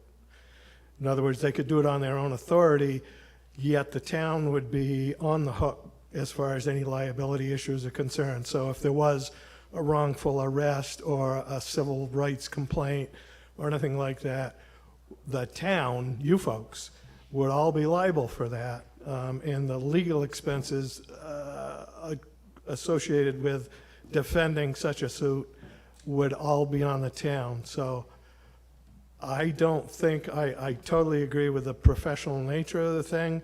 It should be professional law enforcement doing this, not a local constable. That's just my opinion. There's a motion to call the question. Is there a second? Second. Okay, not amendable, not debatable. All those in favor of calling the question and proceeding to a vote signify by saying aye. Aye. Those opposed, no. Okay, it's carried. So we proceed to vote on the motion, which was to prohibit the town constable from exercising any law enforcement authority in accordance with 24 VSA section 1936AA. All those in favor signify by saying aye. Aye. Those no? No. Well, rather than have a shouting contest, all those in favor, please stand.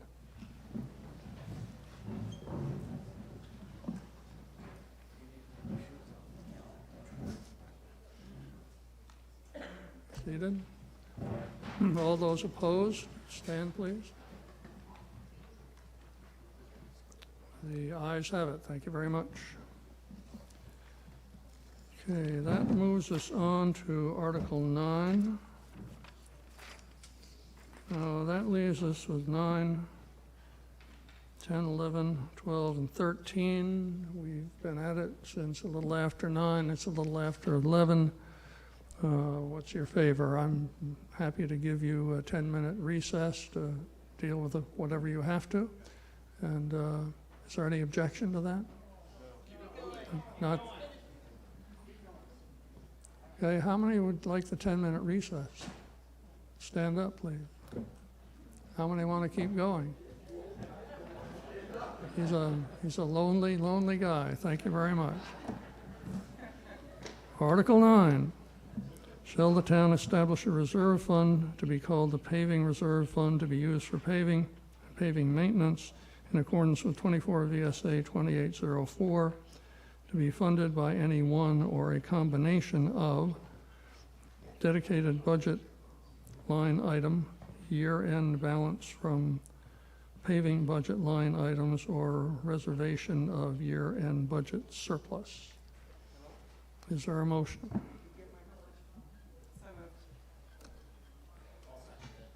Okay, could the person who made the motion stand, please? Where? Oh, here. Oh, that's very important. Thank you very much. Thank you both. All right. Motion is made and seconded. Discussion. Someone from the board want to talk about it? This is about putting money aside to help with paving expenses so we don't get big, huge chunks of money coming out of our operating budget and affecting our tax. Instead, we can spread it over time. Kathleen Torrey. Sorry, I have one question. In that discussion about paving, is there any plans in the works for paving some of our dirt roads? Because I'm hoping you're not. I don't want my dirt road paved, and I know that had come up in the past as a discussion, so I'm just wondering if that's part of the planning process in paving budgets. I also don't want my dirt road paved. And no, there aren't any discussions about that right now.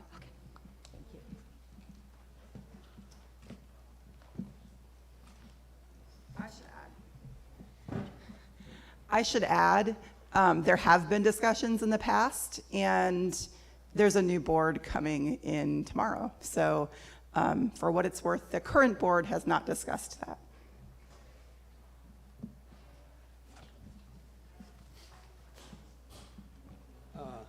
Al Beard, live on Clay Hill, and I hear Clay Hill is mentioned today on being upgraded, a lot of money being spent. I'm just wondering whether, when they spend all this money, are they going to blacktop what they've just accomplished?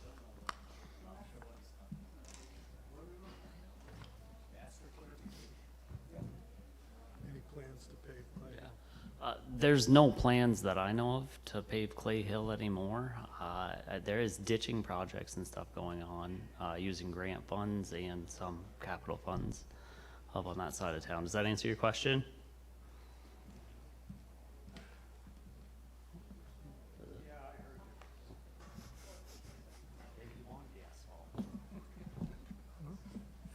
Kyle Noose, along those lines, can we hear what the paving plan is for the next year or two? That's a passion project of mine. We don't actually have an up-to-date 5-year, 10-year, 15-year projection of the paving plan. But given the money that there is, my guess is there won't be paving this year, and I'm hoping for some next year, with a plan coming out of it of when certain roads were paved and what the plan is going forward. Well, yeah, there might be maintenance spots, but no new asphalt. No, correct. I'm talking about like repaving sections. I'm not talking about additional mileage, if that makes sense.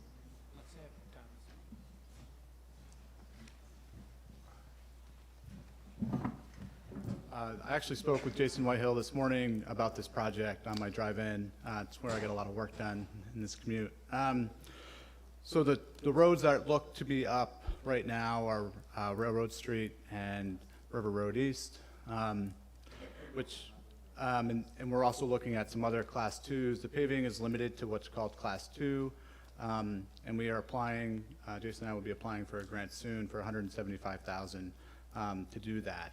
Whether that's going to come in fiscal year 25 versus 26, I think depends on the timing of when that award is. But it's also an excellent segue to our next article of having a shared right-of-way with 2 municipalities that both own infrastructure within that. You know, that's an interesting thing, right? So like Railroad Street, one of the issues is like, if we're going to pave it, we got to make sure we do the drainage. If we're going to pave River Road East, we got to sort out the drainage, because you're not going to pave something to tear it up, right? So that's like one of these projects that we have to work through, are those logistics. And we might just look at other Class 2 roads as well, just to like, until that's resolved, you know. So these are like the things that we need to talk about as probably a larger community for the next article.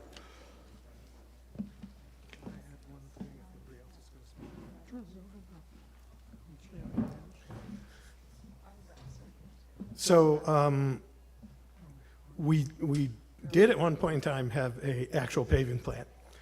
It's certainly my hope that we can reestablish that paving plan. It's a critical piece of information. For the immediate article, what's been happening in the past couple of years is we haven't been able to pool together a large enough project to deal with the money that we budget on an annual basis. So in a couple of years, we have actually held money over in the cash on hand and then applied a larger amount of money to a project. So this really is a way of sort of cleaning up that process, actually putting the money at the end of the year into a reserve fund so we can pool the money and do a bigger job in the future, rather than hold it in the conceptually the town checkbook, if you will.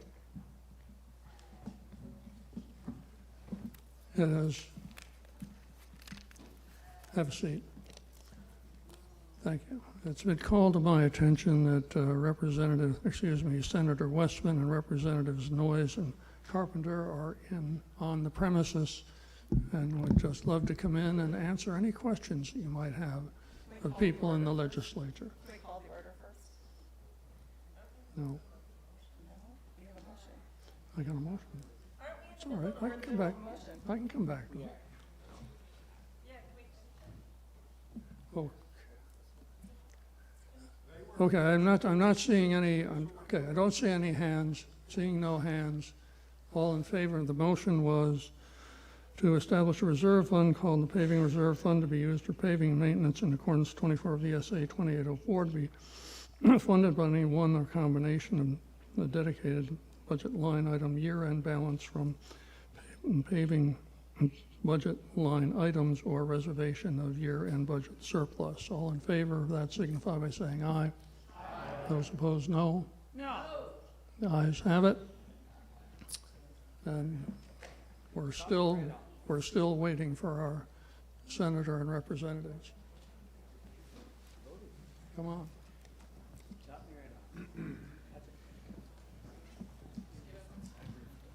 I thought of it. Piss him off.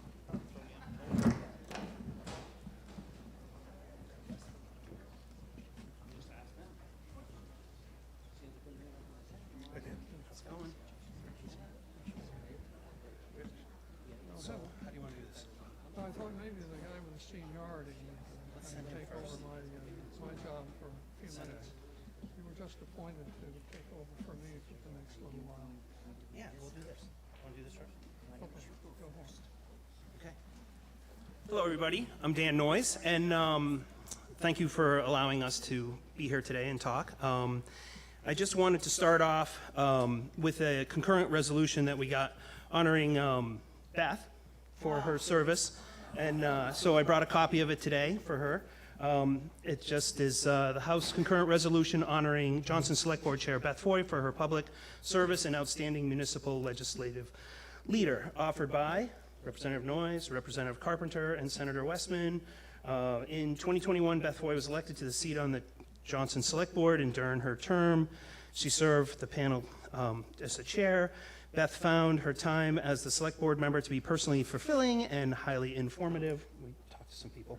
And she was delighted to become acquainted with the many local residents who expressed respect for the public service that the Select Board members perform on a daily basis. And whereas the Select Board member Beth Foy became familiar with many administrative aspects of local government, including grant funding and formation of municipal policies and the procedures of property tax assessment and reapportionment, whereas topics on which she developed would expertise were animal control, health inspection, winter salt, applications on highways, flooding, and a major subject that, given significant damage during the July 23 water deluge, assumed immediate importance and was one that she had not envisioned when she became Select Board.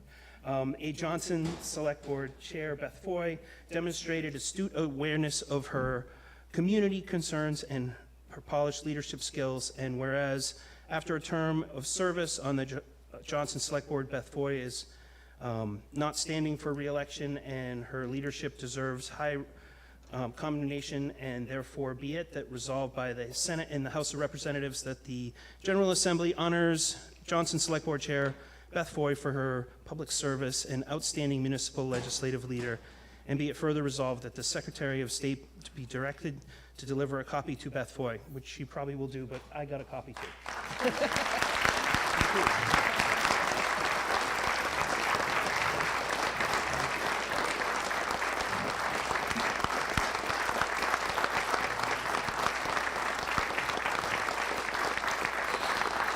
Thank you. Some of this is very generous, I'll just say, but thank you very much.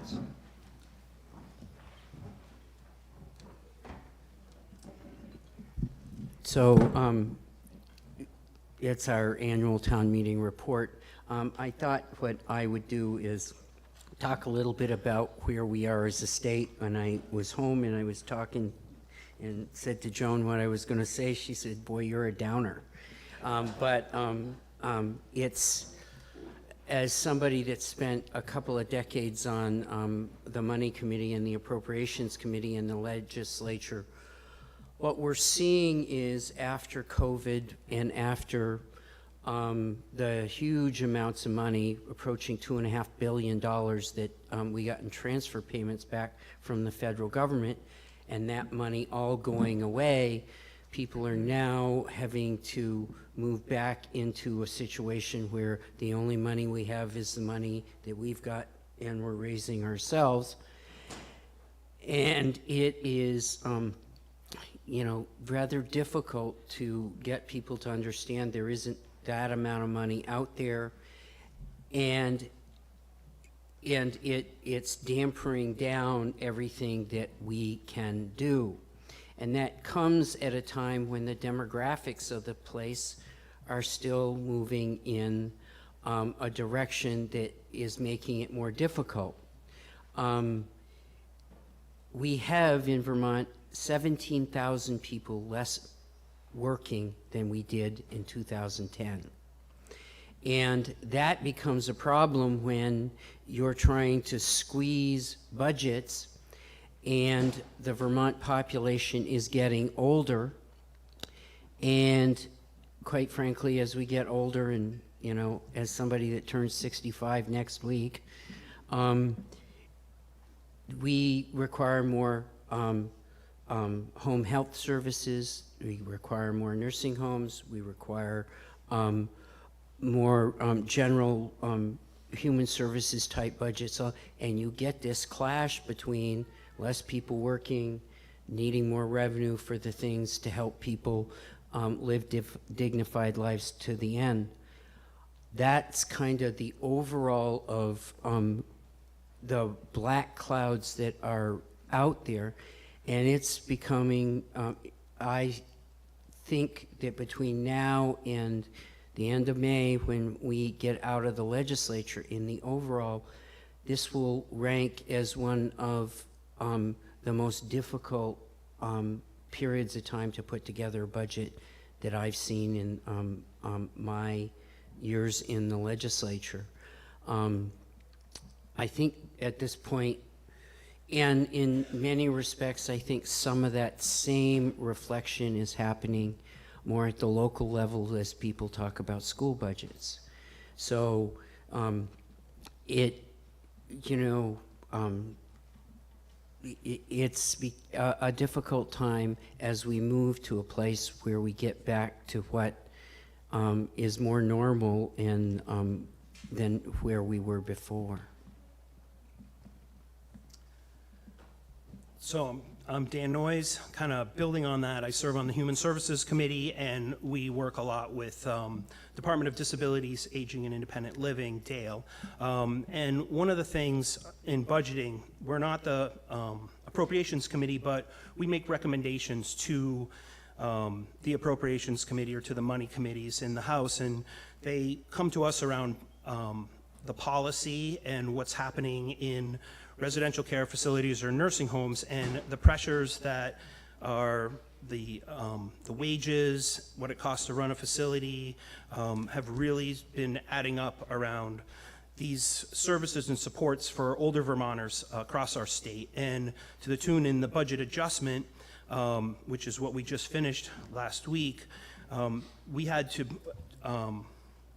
fund $17 million in extraordinary financial relief to nursing homes because there was about 12 of them that were going to go out of business if we didn't give them money, because they're having to pay traveling nurses, they're having to fix the roof, and the Medicaid reimbursement rates and the amount of money that they have coming in is so small compared to what the costs are that we're having to kind of prop them up. And it's not just those nursing homes, it's even the home health agencies and just being able to make sure that they have what they need to be able to provide services to older Vermonters has been, it's going to continue to be an issue as we move into the FY25 budget for sure. We do have some money we recommended around nursing homes and looking at the formulas that they're funded through, but then at some point there isn't any more money. So we've got to figure out how to make it work, especially for these small residential care facilities that are so essential for providing care. We had a rate study done, and we're like 60% below what it actually costs to deliver the services. So there's no, it's obviously that they're going to not be able to make it if they can't get the money in. So we also have been trying to think of, been working on some legislation this year around the child protection services, around substantiation. Last year we looked at adult protective services. So in committee, that's kind of the bill that's in the forefront right now in my committee, is looking at how children that have been abused or neglected, how the perpetrators are substantiated, and what the process looks like. It hasn't been updated in like 20 years. So every once in a while these policy decisions come to our committee, and we have a lot of discussion on them. And so that's what we've been working on in the last week. So, thank you. Hi, my name is Melanie Carpenter, and some of you may not know me because you didn't elect me. I was appointed at this time last year, and so this is my first cycle through, my first budget, my first BAA. But I did get to meet many of you during the flooding. Our farm flooded, and I got to be here working with the people in your town as well. And I've had the great fortune to work with the legislators behind me who are so wise. And so I'm going to add a few things, but I don't have a lot of experience yet. But one of the things that I have seen in my short tenure there is a lot of creativity, because as our senator was saying, there's not new money coming, but we can be creative and we can be thoughtful about how we spend it and where we focus it on. So a few rays of light that I just want to share, that I work in the healthcare committee, and so we look at mental health, physical health, making sure that people have access to health care that is equitable, that is high quality, and is also affordable. And then we also work with lots of different agencies to do the work that we need in our communities. So a few highlights that I was excited about when we sent our budget adjustment in was to looking at how we look at workforce and how we use our money wisely. It was really exciting to see that 259 applicants happened in 2024 so far for the Vermont Nursing Forgivable Loan Incentive Plan. So that's something that has been happening for a while, but it's starting to get teeth in our state so that we can have a stronger nursing workforce to do the work that is needed for our communities. And that's helping also in-state Vermont students to be able to come to school, to have their loans paid for. For every year of payment, you have to serve for a year in Vermont as a nurse. So it's really feeding two birds with one seed. So that kind of creativity I'm excited about. Also, there was a lot of conversation in our communities about public safety. And so and how do we have support for our police force and also our community when there are mental health and substance use disorder issues happening on a call. And so we, in our budget adjustment, supported the governor's ask for 5 additional embedded healthcare workers to be in the police barracks around the state, bringing our numbers up to 12, and also funding support for our designated agencies that provide healthcare and mental health care to our communities. So those are some pieces that we've been working on in my committee, and it's been a pleasure to see people coming together to find solutions. So I look forward to finishing out the term and then seeing what else is needed for our town. Thank you.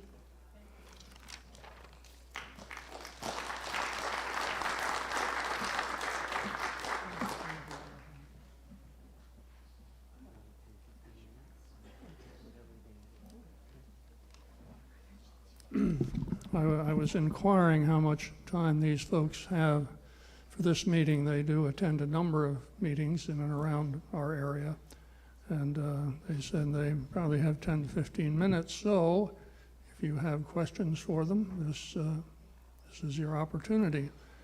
Mike, go ahead. My question is mostly on the flooding. You guys did a good job. Thanks for coming.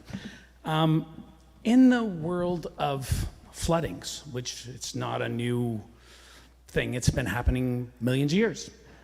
There is new projects out there in the towns that are putting in pervious. Burlington, I've done a couple of them if you've been to the Echo Center. The pavement that they do is pervious. Is there any way that the state or our select board could combine and start a project rurally in funding in that to find pervious. It's the same thing as pavement. Instead of water running off from it, it goes back in the ground. And in Johnson's case, everything in the village, main stuff down through there, it would take a lot of water. Would it take it all? Nope, but it's going to put some of it in the ground. Is there anything you know on their new projects in this flooding that anybody's even wants to work with the town? I was going to ask the select board, but it didn't happen. But is there anything that you could find somebody to talk to our board for pervious pavement?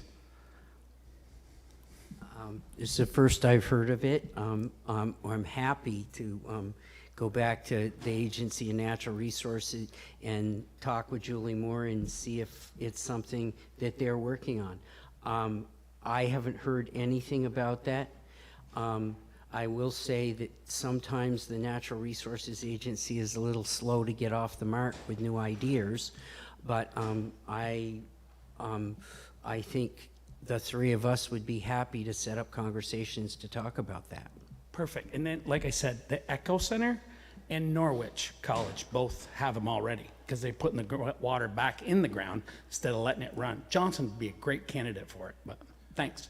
Yeah, and there's some new stormwater runoff regulations that are coming into effect that I've been getting a lot of feedback on. And in fact, my father-in-law's place had the driveway was pervious, and it was like these cement blocks that had holes in them that they put grass in, and it allowed the water to run in. And I think that we totally do need to start talking about that, especially when we're looking at half-acre stormwater runoff regulations, to allow that type of development to not add up to the half-acre or the 3-acre, which is the 3-acre rule. So yeah, thank you. No doubt.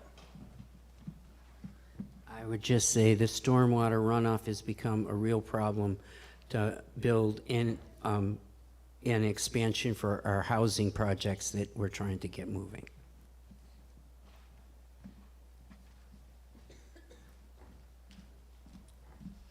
Eric Noose, I'm wondering if you could give us an update on what's going on with the college and the status up there. I go up there occasionally to play pickleball, and it seems pretty darn dead when we go up there. I don't know if there any students up there anymore.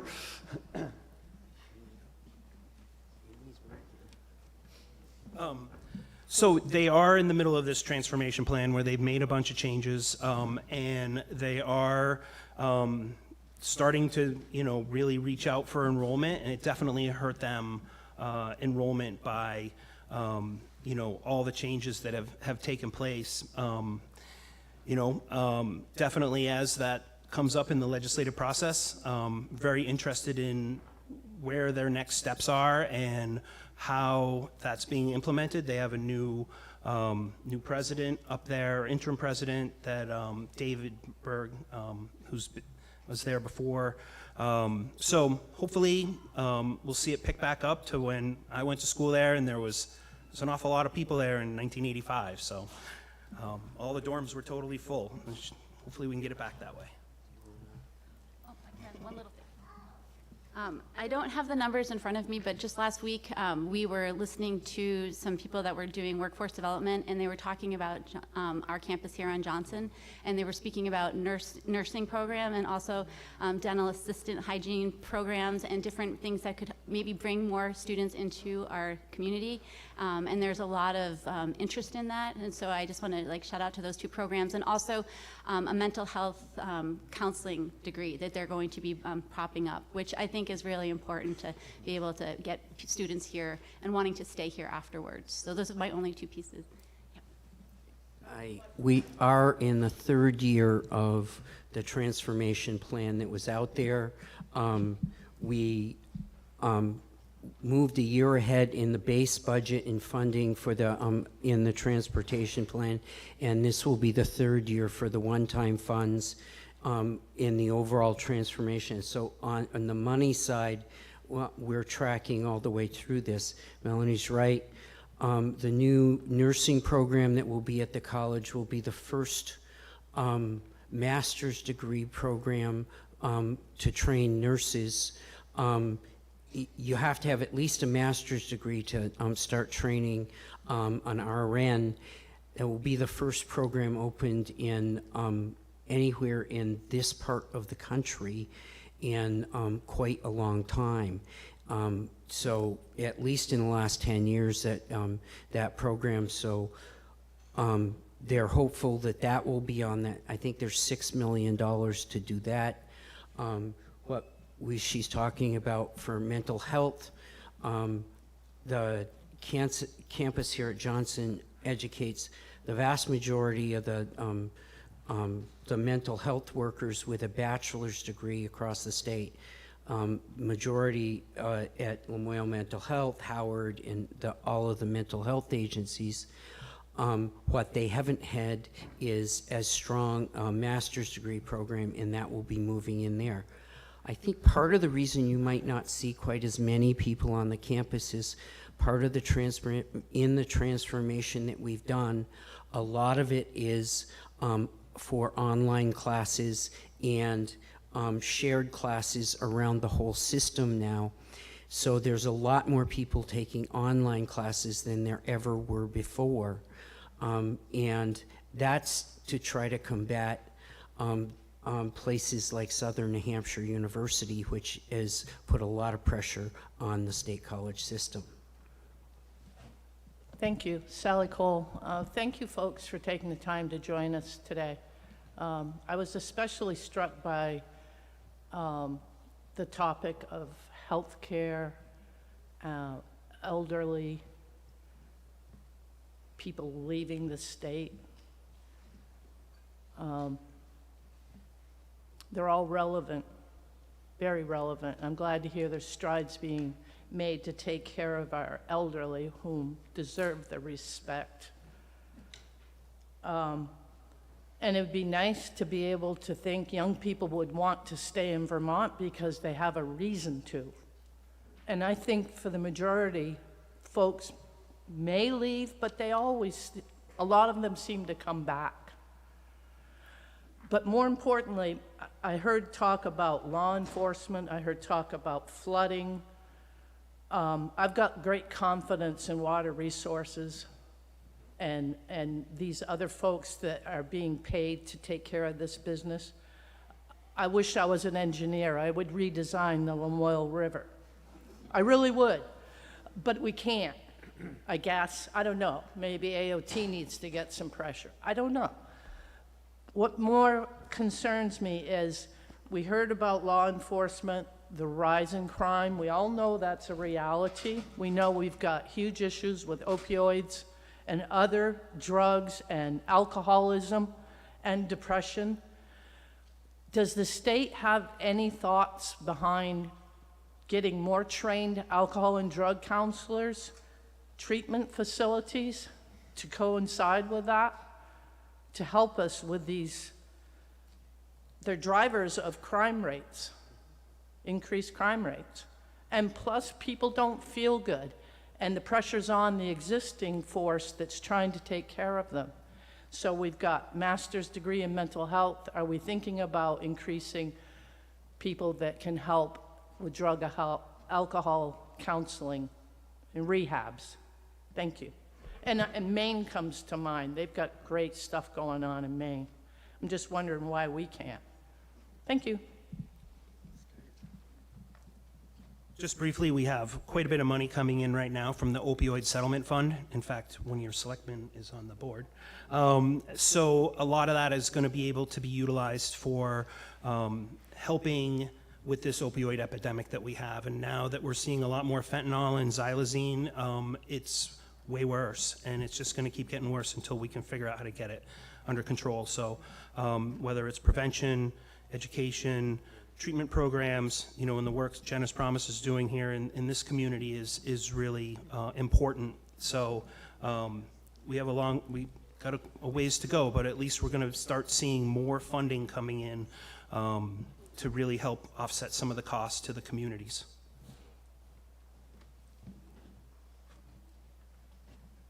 We've put a lot of effort into the Hub and Spoke program and all of the addiction programs. And even in this community, there's a fair amount of money going now to Generous Promise and all of those programs. Part of the problem is we can't train people fast enough to go into the workforce. And that's part of our issue, why we aren't moving along quicker within the area. But there is tremendous effort in those areas. May I just add one thing to that? Hang on just a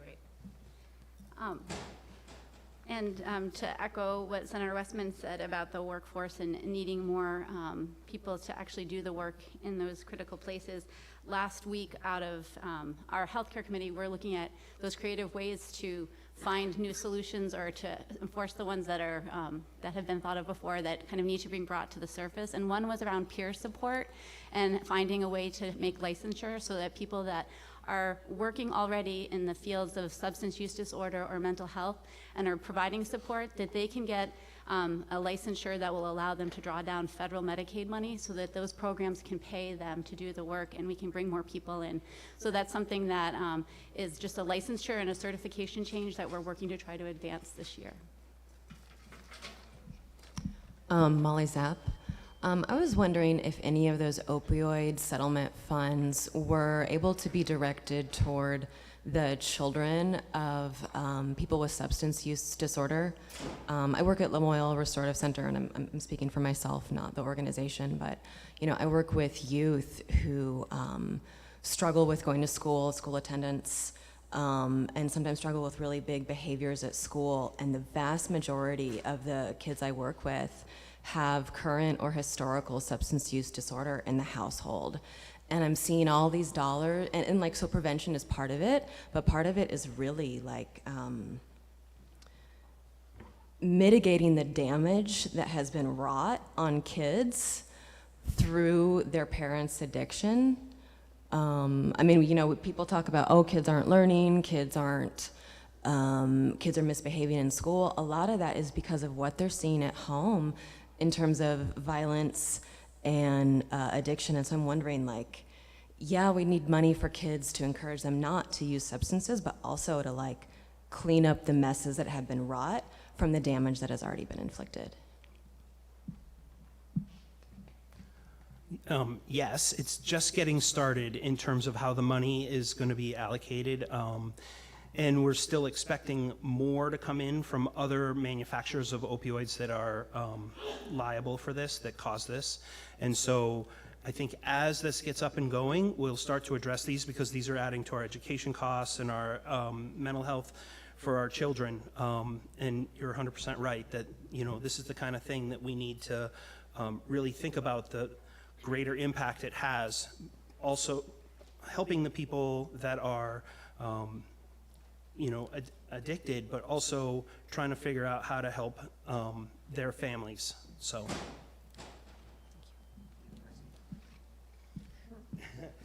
And Shane's on the board, so.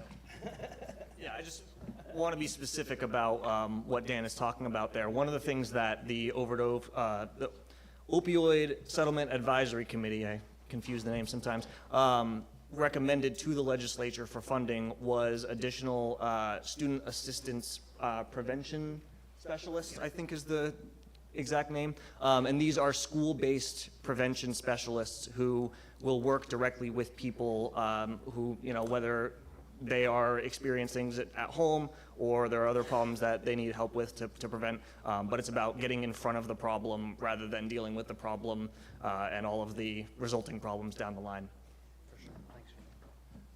Yeah, definitely. How do we reach upstream? Try to catch it before we get.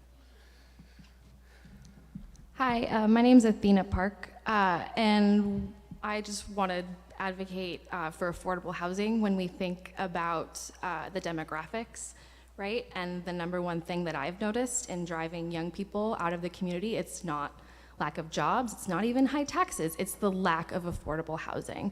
And when you think about the rental stock in this town and how it was drastically damaged during the flood and how that sort of trickles up into the rest of the housing market, it's a huge issue. And so I hope when we're thinking about keeping young people in the state, we're really thinking about that, because that is what I'm seeing driving people out. Thank you.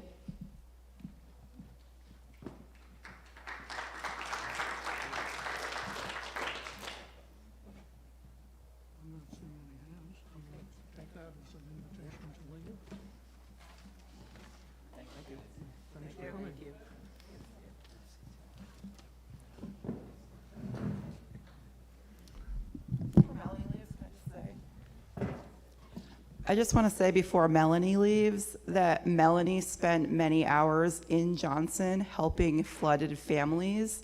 So thank you very much for all of the hours that you spent in our community.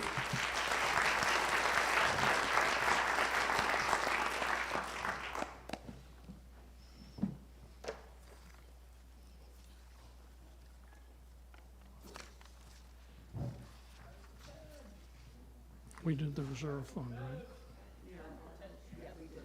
So that means it's to 10. Okay. The next item on our agenda is number 10, and 11 is kind of linked to it. I really don't want to separate those two. I expect the conversation to be lengthy, and I hope enlightened. I've also been told very special news by the pizza maker that it's ready and it's hot.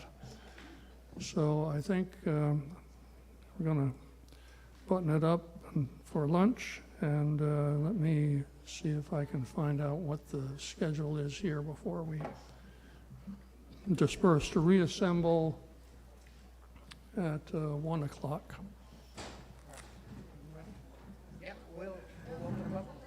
Okay. So we are in temporary recess.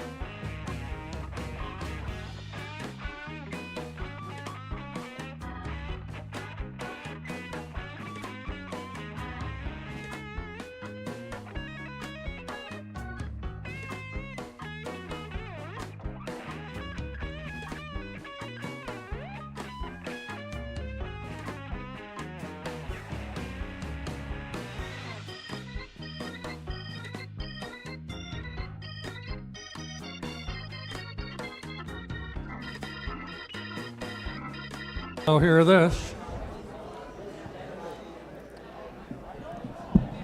Come on, folks.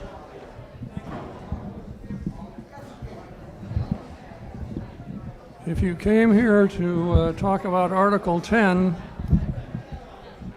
now is the time. If you don't sit down, I might pass by it.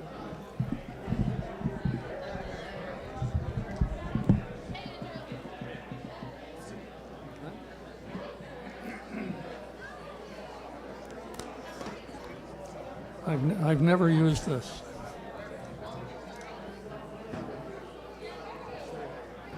I did kind of menace a couple of the men's clutches at the back who refused to come forward to start, so I think I'll do it again.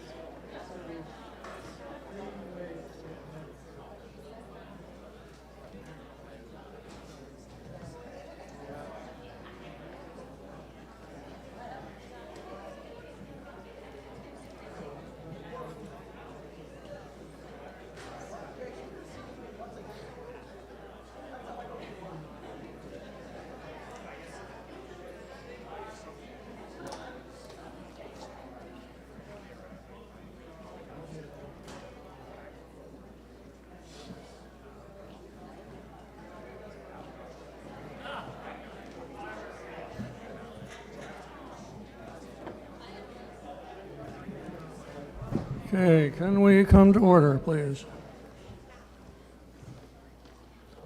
We're now proceeding to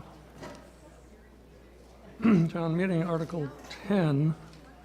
And before I start on this, I was approached during the lunch break by a woman who is looking after the children upstairs and very much wanted to be a part of the vote on this article.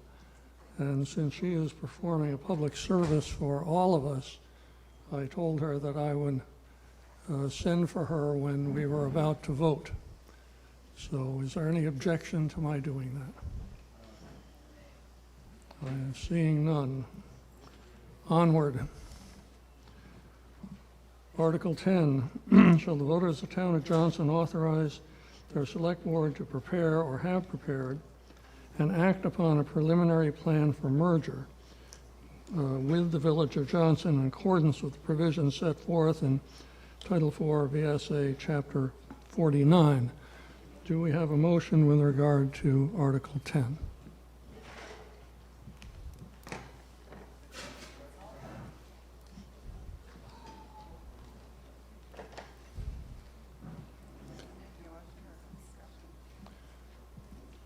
Did you ask for a motion yet? I asked for a motion. I'm not up here just to give a motion. Oh, okay. I Well, can just wait. just wait a second and I'll Thank you. get one. Okay. As I read it. I'll second it. Okay, hang on a second, and a second, okay.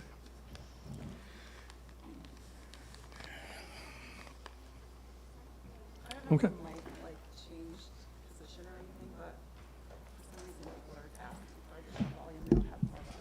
Oh, all right, can you hear me in the back now? Okay, I'll just stay closer to the mic, and if I don't start waving at me. You can hear? Okay. All right, so we have a motion. Yes, Jeff. Thank you. When I first heard about this merger... Name? Identify yourself. Oh, Jeff Corey. Nice to see you. When I first heard about the merger, you know, I was very confused about it, and I'm more confused now. When you come up and you write an article dealing with merger, and let's pass something that's called a merger, I don't really have a definition of what's happening. In other words, I don't know what the town is going to gain by it. I don't know what the village is going to gain by it, outside of having a united select board or something. And this is the $60,000 question. And it's too bad they both weren't together, but that's okay. They'll be coming. And I expect I'm just talking to the wind right now. But I want you to know I'm very confused about this. And if some people that are for it can itemize a little bit what they think will be gained by this. Or lost, for that matter. Thank you.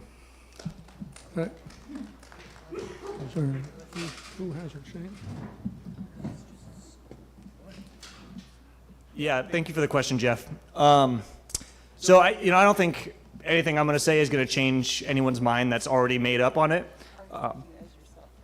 I'll speak as myself, and I think there's broad information that is representative of the board's position, but I'll include that in this. Part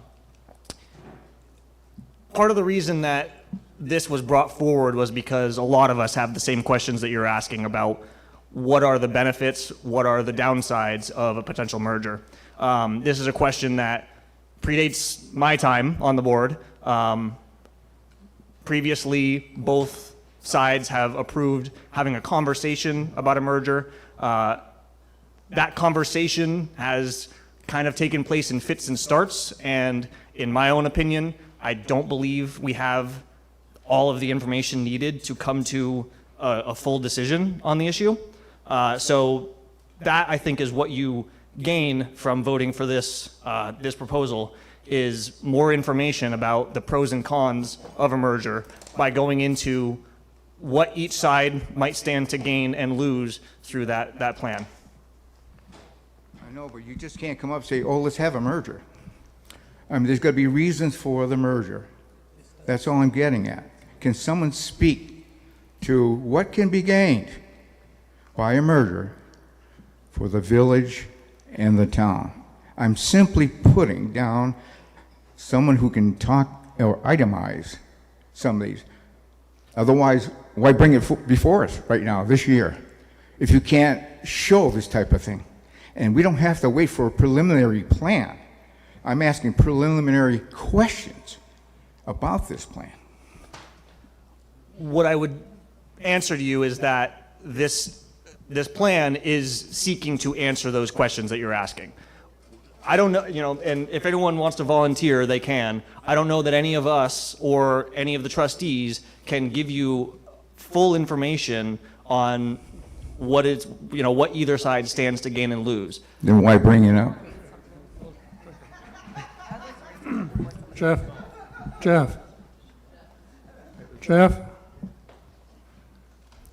No, just stay where you are. You're good there. This isn't tennis. We're not serving and volleying here. If you have a question, pose the question, allow the answer to occur. If you want to be recognized again, put your hand up, okay? Okay, well, maybe, maybe not. You never know. Just chill. Okay. I just want to read something really quickly for information for everybody here. Duncan put this together. I think it's good. The select board agreed that it's good information for everyone to hear before additional conversation occurs. So the Johnson Select Board was served with a petition to include the following article in the 2024 town meeting warning. The petition had the requisite number of signatures as certified by the town clerk. Accordingly, the article appears in the 2024 town meeting warning as Article 10, and you know what it reads. We just approved, we just created a motion to discuss. Since the article was submitted by petition, the select board feels that this article is properly the voter's article and takes no official position. The article should be discussed and decided by the voters in the best tradition of town meeting. Article 11 was added to the warning by the select board as a companion article in the same manner. It seeks to clarify what actions the select board should take if Article 10 is approved. If Article 10 is approved, Article 11 proposes the amount of funding to be added to the amount raised by taxes, unless there's another funding source, and clarifies that raising those funds would be contingent on the village voters approving a similar article. The Select Board believes that hiring a neutral third party to develop a preliminary plan, if approved under Article 10, is an appropriate step and supports the article. If Article 10 is defeated, Article 11 can be passed over. Article 11 reads as, shall the voters of Johnson authorize the town to raise, appropriate, and expend $60,000 for the purpose of Article 10, contingent on the voters of the village of Johnson approving a similar article to Article 10. While the Select Board is not taking a public position on Article 10, we believe some basic information on the article is warranted. Below is the language for a preliminary plan, as well as what a plan is required to contain. It is important to note that a preliminary plan must be approved by the legislative body, the Select Board, and the trustees before being promulgated. I don't know the word. Actual merger requires additional steps as found in 24 VSA sections 1484 and 1485. In summary, at least 2 public hearings for each municipality, town and village in this case, are required. Majority vote approval by Australian ballot of both municipalities would be required.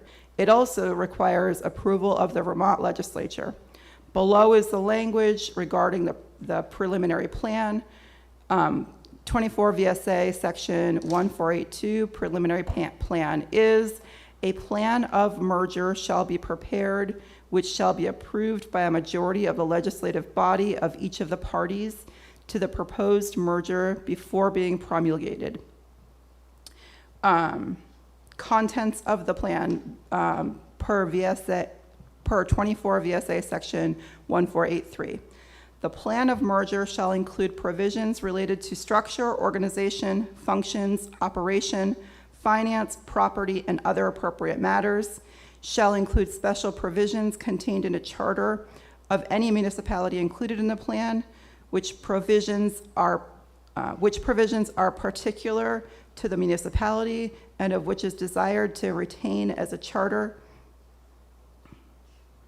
provisions of the consolidated municipality, and shall include the adequate provisions of the satisfaction of all obligations of the parties concerned. Basically, both the assets and liabilities are combined. The plan shall provide that any area or group of voters in the consolidated municipality or town have special services not common to all the voters in the municipality or town, provided for them if so voted. All costs of whatever nature required to support these special services shall be paid by the taxpayers receiving these services by a tax on their grand list to be assessed annually by the Select Board or equivalent officers of a municipality, or in such other manner as the Select Board or the equivalent officers of a municipality shall determine. If the costs are to be paid by tax, such tax shall be paid and collected in the same manner as other taxes, and such tax assessed on the grand list shall be a lien thereon. And then it talks about the amendments to this particular statute. With this information, the article is yours. The Select Board will do our best to honor the wishes of the voters. Thank you.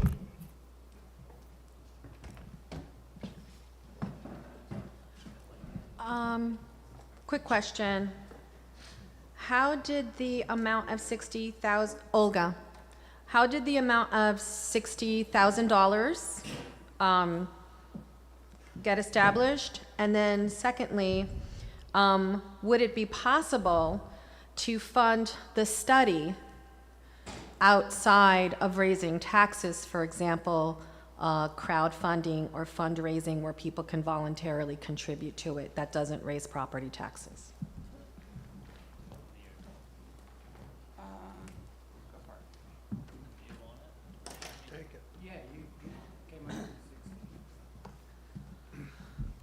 So I feel like we're mixing articles a little bit, but the question was pertaining to Article 11 and the cost. I reached out to CGR, which did the preliminary study on about what a plan would cost. Well, it was a study. This is for a plan.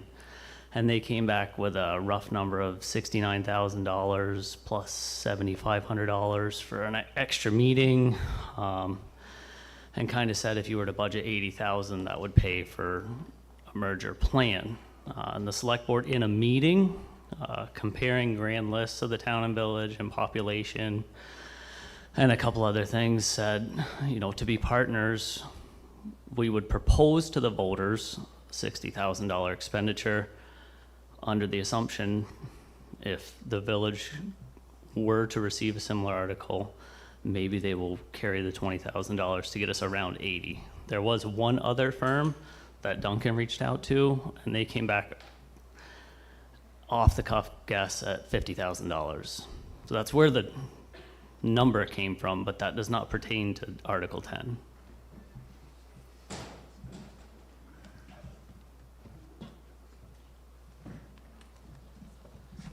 This is going to be, as Michael Patch, this is a three-part thing in there. This is going to be to Duncan, it's going to be to Rosemary, and it's going to be to Eric. I know you're not on there, Eric, but you got a good memory, I think.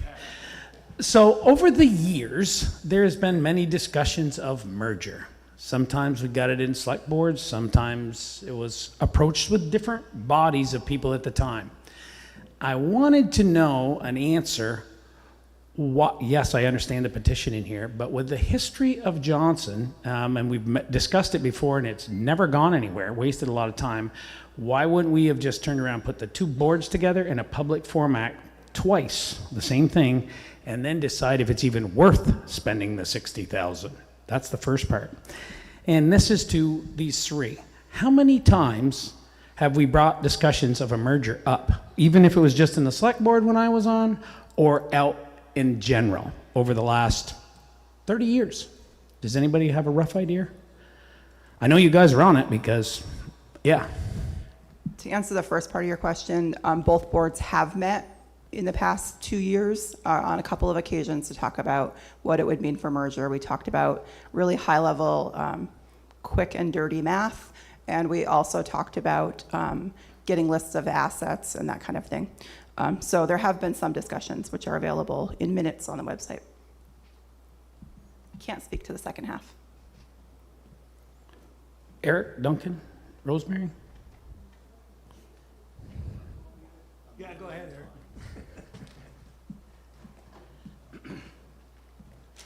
Want me to take my shoes off, help you count? Yeah. Okay.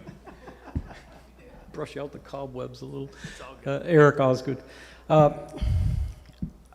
I think, from what I can recall, it seems like this first discussion happened early 90s, and that was the discussion of a merger. And I think the bodies, one or the other, maybe both, decided not to proceed. The early 2000s, it came back again, and we had two board members, one from trustees, one from the select board, Howard Romero and George Perlman, that did a off-the-napkin pros and cons, and they came back with a recommendation that we not merge. And then this discussion now has been really simmering for about 3 or 4 or 5 years maybe, and I think that's where we are now. So I'm recalling about the first time the discussion came up was back in the early 90s. 70s was the first one. Okay, yeah, that's before my time.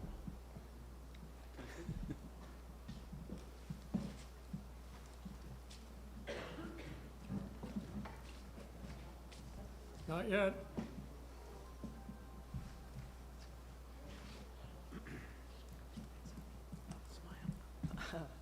Hi, I'm Margot Warden, and with Article 10, I've talked to a lot of folks on current and past boards, both the trustees and the select board, and was just really trying to suss it, all out.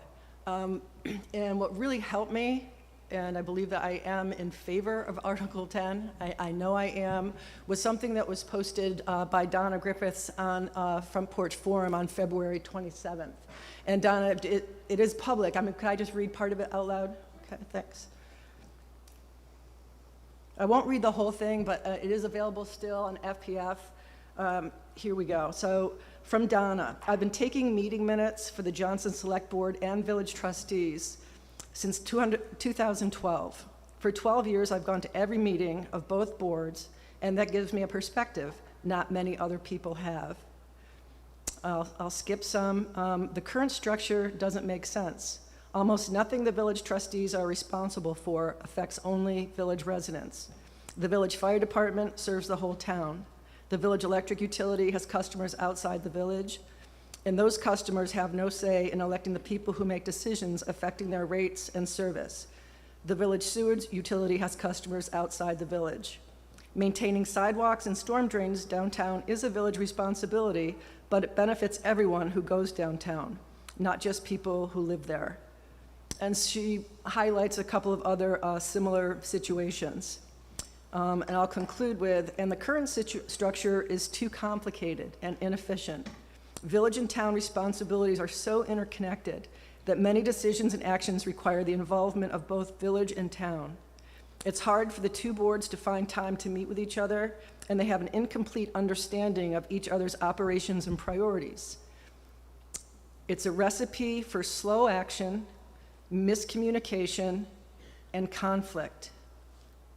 Nearly every meeting of either board includes issues that could be dealt with more quickly and easily if there were only one board that wouldn't even exist if town and village were merged. So thank you, Donna. That provided great clarity.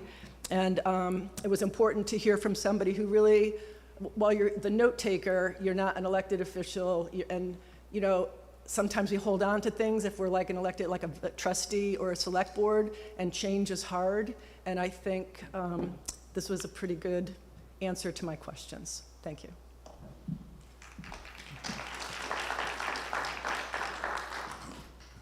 Offie Wortham. You know, the way everything's under a microscope about the money is very, very good. But I can't comprehend the $60,000. You know, I've been involved in some things over the years, different governments, etc. Where did that come up with? I mean, who decided $60,000? How's the person going to be picked, or company that's going to get this money? Why can't? Allow me to interrupt you, sir. Yeah. What you're talking about is perfectly apt if we're discussing Article 11. Article 11 is the article that talks about the 60,000. We're still on Article 10. Okay, so I'm not on that yet. Not yet. Okay. And we will or we won't. I will find that out fairly soon. Okay. Anybody? Okay, Mike. Thanks for recognizing me. Michael Patch. One thing that really, Margot, good point. Good notes on what you've seen in there. We have seen this for years. It's not just since you've been taking notes about being one board managing the other board and blah, blah, blah. We've seen it for whatever. My recollection, and it's just mine in there, is I would want to see the select board and the village board sit in a meeting and say, 100%, we want to do this, and then come to the taxpayers, not paying anybody for this, then come to the taxpayers and say, we've got a plan, and spell it out to us. Save the 60 grand. You've got a year to bring this up. Put it on until next year. I'm not going to table it. I'm just saying put it up for 1 year. And the boards meet and agree, the same thing they have in past when they knew there was an impasse. They weren't going to agree. You've got the dollars and cents in it. You've got your stuff all done. You've got two boards that meet every month or twice a month. They can figure this all out before we spend $60,000. If for some reason this does work, great. But if it doesn't, why waste 60 grand to find out we're going to be the same boat when it comes down through because we have not researched it very deeply? That's my take. And I, in the past, and just my opinion, just like Margot gave hers, I don't think it's going to work. But that's just me. And thank you, guys. Okay. let's try to stay off, excuse me, the 60,000. That is part of Article 11, not of Article 10, which is what we're dealing with now. Oh, all right. So let Offie, he's been, wait, I'm sorry. Okay, Offie, have a, okay, settle it. We're not there yet. We're still not Okay. So I just wanted to say that I understand some of the cons being that we're, the way that we're structured, we have the water, electricity. I'm not the person to know it all, but I know that there's some things about the village and the town that make it work the way it is now. I wanted to say that for me, as a person who lives here, the biggest thing that I want to see from our town and village is that there's a community of people who are able to help you when you call up and you're in need, that they don't say, sorry, that's the town, or sorry, that's the village. That you answer the phone and that it's one connected community and that people are able to reach out and help you out. And that hasn't been the case in the past. And to be able to have boards that are willing to help make those connections and work together to solve the problems that we have in Johnson. Thank you. Okay, Offie? Okay, I'm back to the $60,000. No, you're not. No, you're. No, you're not. He just pointed to me. We're still on Article 10. Yeah.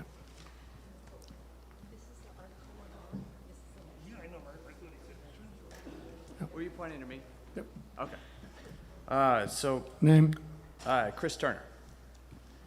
Just reading through Article 10, I'm having trouble understanding it. It sounds like it was mentioned that Article 10 is to allow us to create a plan to merge. But the way the verbiage reads is confusing because it says it allows us to prepare or have prepared and act upon a preliminary plan. So is it to create a plan? Is it to act upon a plan? Because the way it reads is it saying it's both.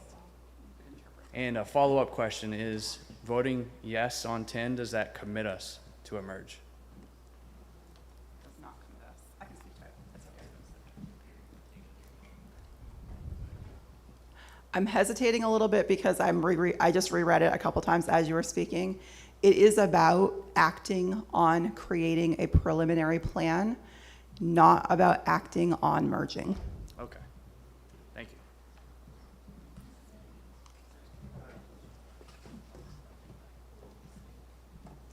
Charlie Gallanter. I'm opposed to giving the select board any more duties. They meet twice a month, I believe, now, and they have a heck of a lot on their plate, adding the fire department, the electric department, the water and the sewer to their plates.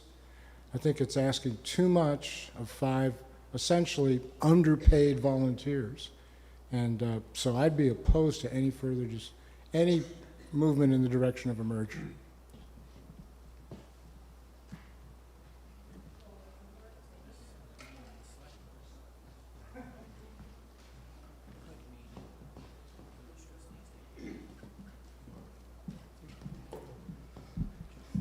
It feels like a long last walk getting here. Doug Moldy. I've had in my office for any number of years the charter for the village. And the charter for the village and its relationship to the town are dysfunctional. The town has responsibility for all the streets in the village. The village has responsibility for sidewalks, storm drains, curbs. That essentially means no action. If you're trying to get Railroad Street done, you're not going to get Railroad Street done with any period of time that would adequately serve the public. Similarly, with any number of issues. Preparatory to this, I copied and read through all of the materials related to the last go-around where Kent Gardner of CGFR or CGR did a study. Now, there has been some discussion, or I've seen circulated information, and I would simply tell you that with regard to any studies that have been done, they're completely inadequate. No studies have actually looked into the amount of cost saving to avoid the duplication that we presently have. They haven't looked into the question of how we are arranged and what our separate responsibilities are. They've essentially been, the last one, the original bid for it by the only person who, in my opinion, when I was looking at it as a select board member, was a competent organization, was $32,000.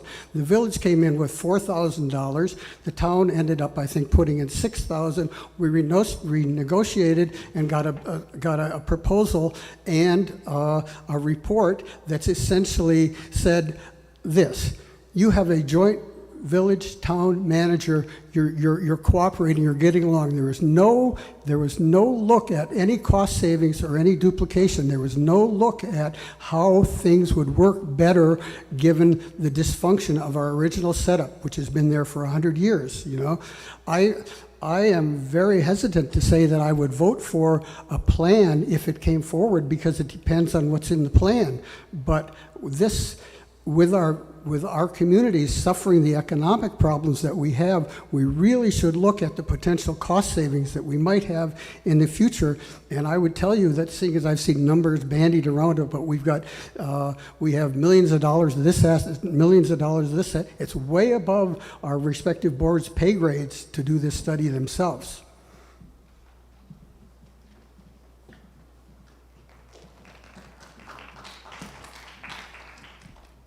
Ken Taranjo, and I'm also the trustee chairman. So I disagree with Donna a little bit on the overlapping of stuff. Since I've been chair, I've worked very well with the chair of the board. A lot of the stuff that comes up that people say they have to go to one board and find out they got to go to the other simply can be resolved by calling the clerk's office. Seeing how there is not a joint manager, we have separate managers.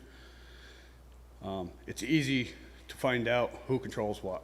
Simply ask. Committees have to go to one board and then the other. Most of the committees that the town has have prior members of the select board or trustee board on it, and some current ones.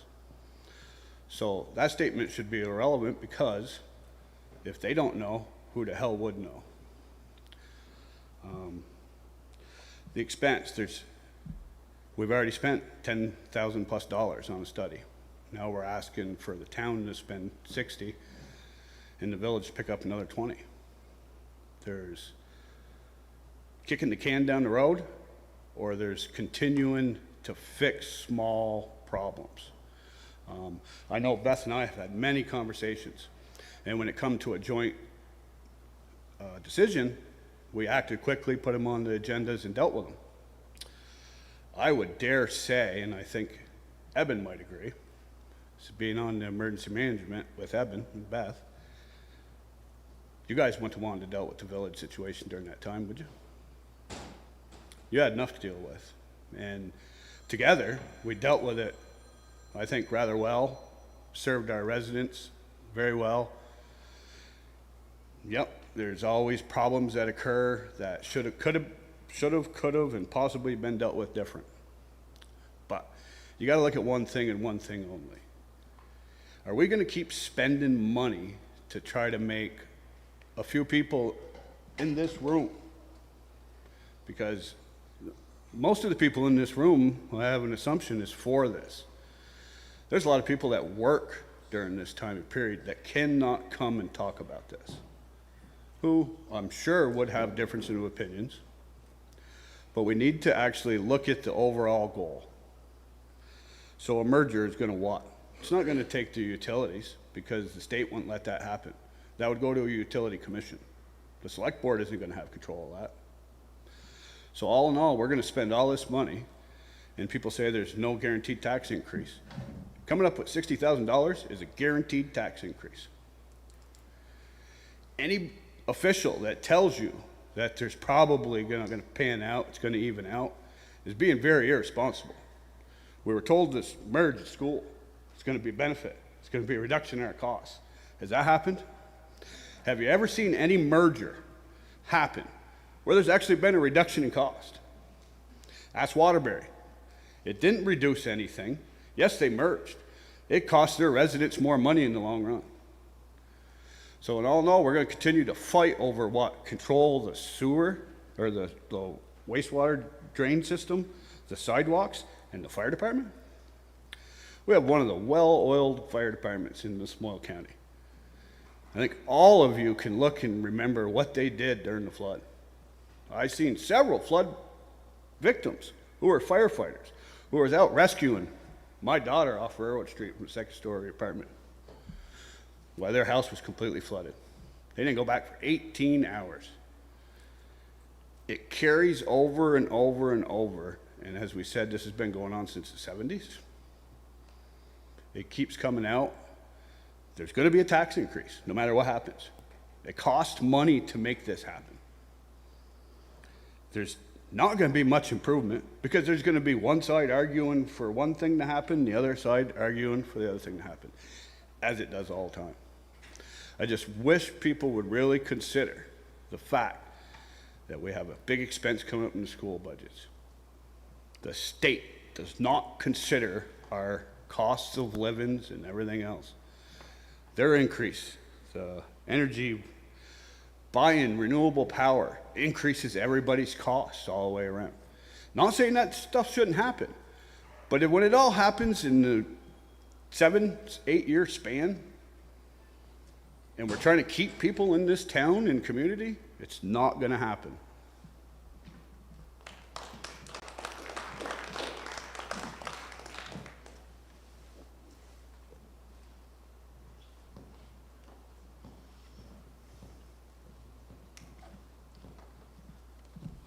Walter Pomeroy. I'll preface my comments by saying I was a village trustee for 16 years. I'm going to read you first something from the only independent study that has already been completed on the merger study, okay? This is available on the website.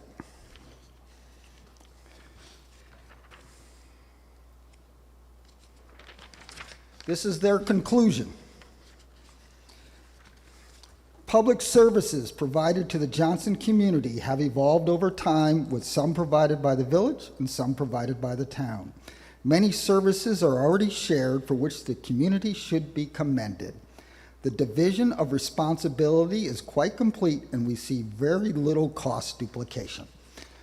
An independent voice has already done a preliminary review, and they have basically did not find anything that was, quote, needed to be acted upon or was of dire consequences.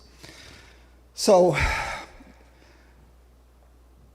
ultimately, the Village of Johnson was created in 1894 to provide some basic services to people in the downtown area, primarily utilities. That's what the village does. And the village does this very, very well in a very cost-effective manner over many, many years.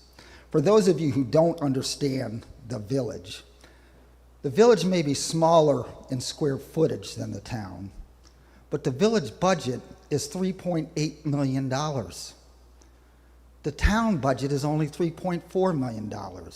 The village is actually a bigger operating entity than the town. So this just isn't, oh, we'll take over a few sidewalks and a fire department. We are talking about a major, major transformation of how things are done around here. And if you get into utilities and all the contracts and all the ownership assets related to the electric department, as was read earlier, that is going to be expensive. That will have to be paid by taxes. It did not say, the law does not say ratepayers. The law said taxpayers. So all those costs are going to be eventually be borne by the taxpayers of this community. So ultimately, the village, if people would just let the village do what they want, what the village does and does well. The village does a few basic functions and does it well. The community has elected people to run the village. These people follow the village voters. Ultimately, people keep coming to the village trustees and say, we want you to do more. We want you to do more. The trustees have said no. They keep getting elected, they keep saying no. People say there are squabbles. People say there are disagreements. Time is spent. Leave the village, let the village do what the village does. Let the town do what the town does. Already we've just heard, oh, we're going to expect the village to pay $20,000 towards this. Last time was the community development director. Oh, we expect the village to do this. That is not the village's responsibilities. That is the town's responsibilities. Keep the two separate. Let one do what the other does, and let one do what the other does. And then those squabbles will go away. Or those squabbles will just move to a different venue. The select board meetings, these could all get longer and more contentious if we combine these organizations.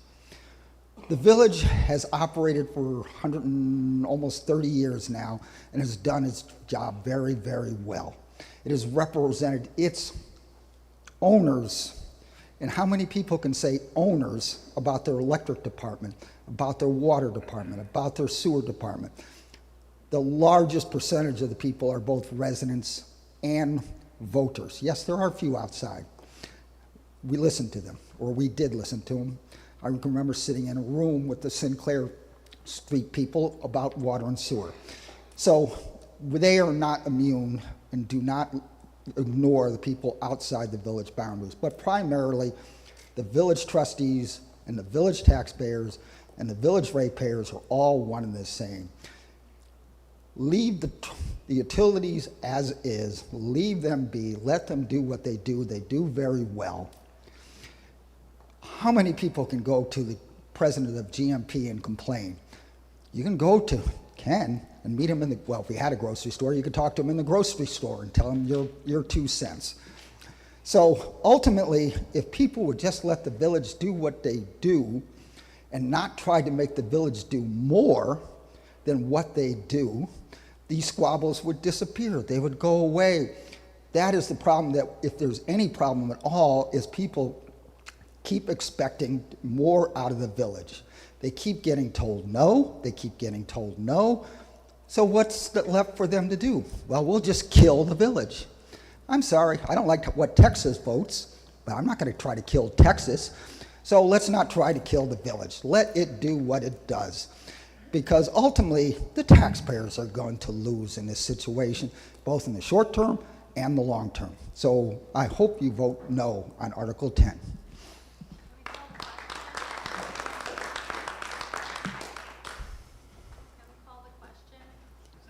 There's been a motion to call the question and seconded. If you wish to,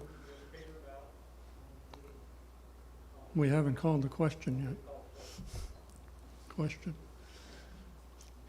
All those in favor of calling the question, which will end the debate, signify by saying aye. Aye. Those opposed, no. No. Ayes have it. I have a request for a paper ballot. Will you stand, please? Can we have just a second? Can we have other people who wish the paper ballot? Yes, I request a paper ballot. 7. Need 7. Need 7. Okay. Yes. 7, Michael.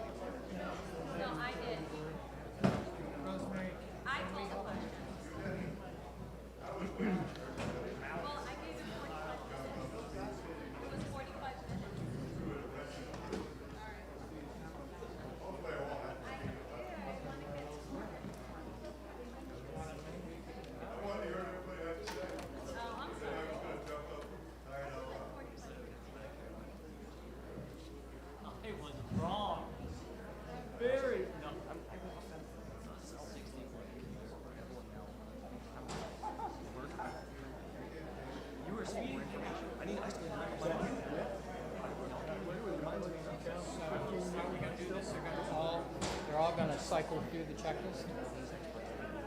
Oh, yeah.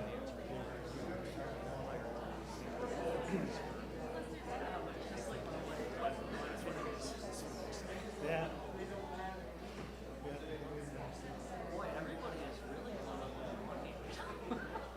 Everybody's hot? Holy cow. Really what?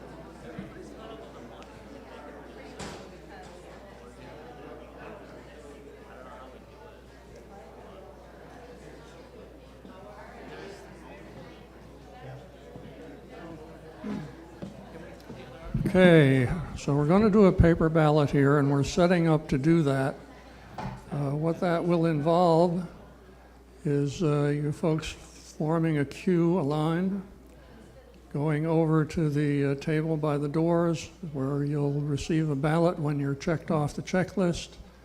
Mark it, yes or no, and we'll send some people around with little boxes to collect your executed ballots, and then we'll check them. So these polls are now open. You can line up.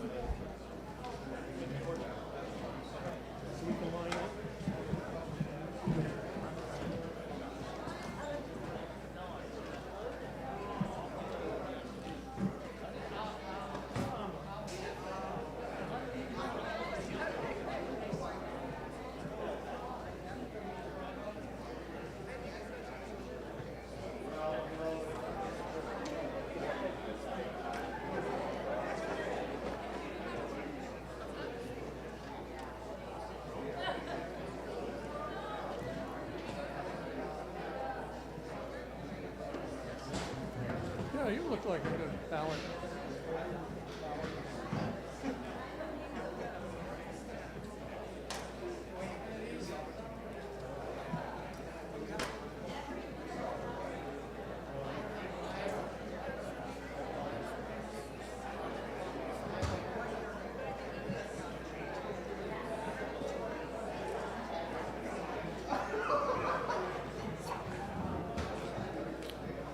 Never ends. Where's the other half?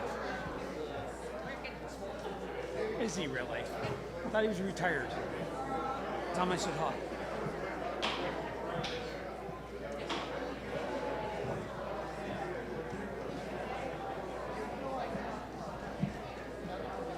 Is this where we?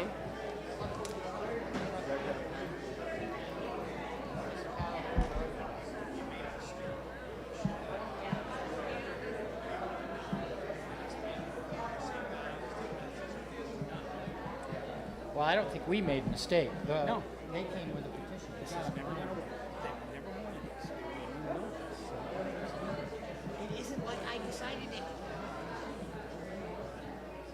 Well, we'll know in a little bit. Nobody wanted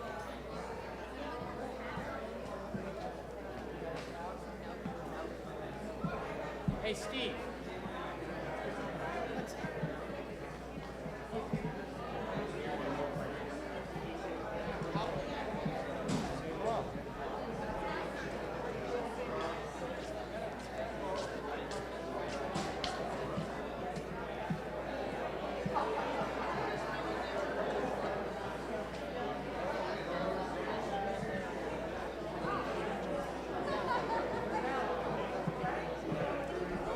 I'll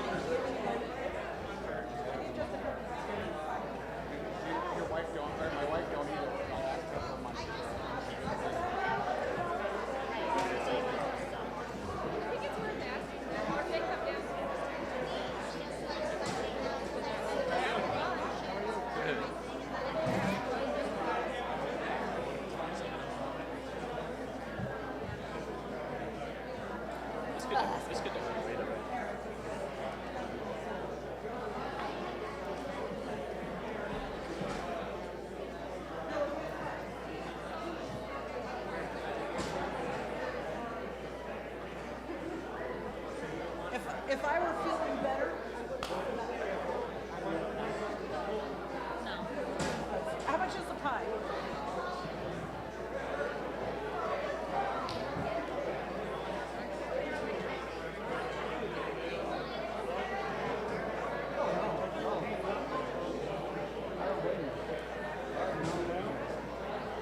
Sorry? You got a 10, it's $4 each. I'll give you back 12. Perfect, thank you. I'll give you back a 20. Not right now, but I know, you know where I'm at.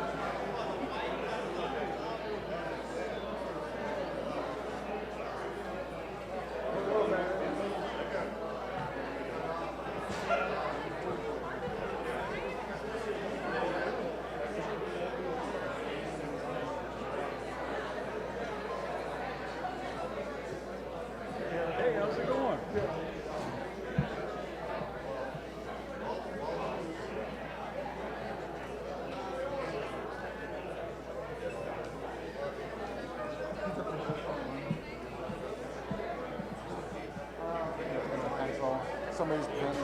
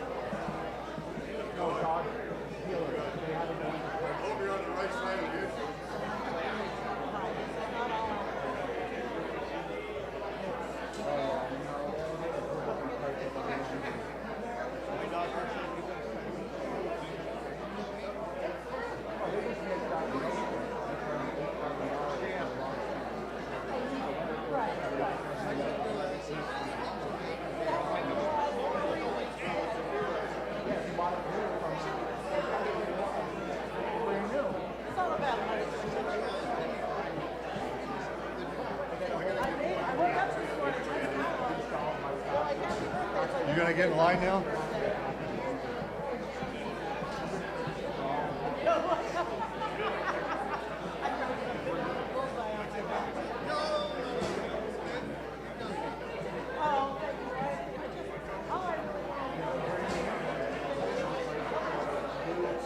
Well, yeah, but I'll tell you what.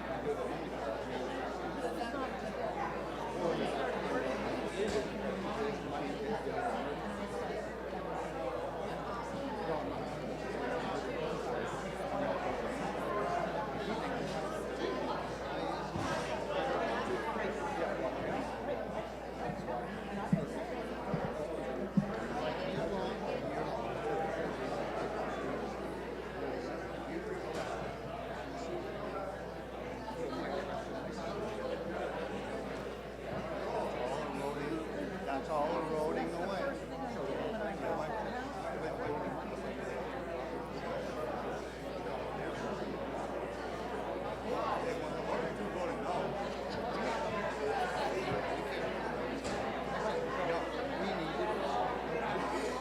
Hope so.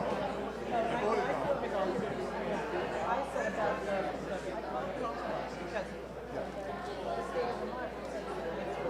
no.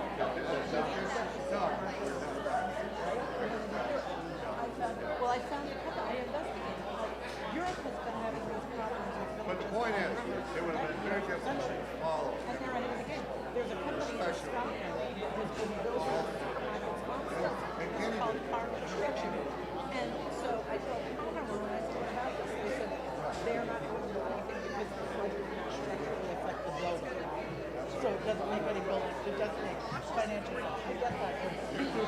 However, then I talked to and they're like, oh no, all of these studies have to be done. I'm like, no, they don't. The work has been done already. You know, they have polish a curve. you have parking underneath, you have everything, blah, blah, blah, blah, blah. And, you know, oh no, we have to do our own. It's like,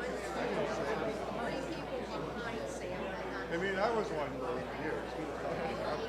Yeah, it's like, how many times have we had to do that work? oh yeah, yeah, yeah, Did yeah. it over and over and over. Like I said on that post on Front Porch Forum, we discussed it. Then when it was going to advantageous to the village, the studies that we did, it was going to cost the town more money in taxes. And that's why we felt that they would go for it. Even if everyone needed to go down. It was 80%. If you're that lucky, yes. So, and even, yeah, the one that you got. That was January. And when They just said no way about everything. Because they, no, they are. They just stopped extracting. Now we're going to get brought that up.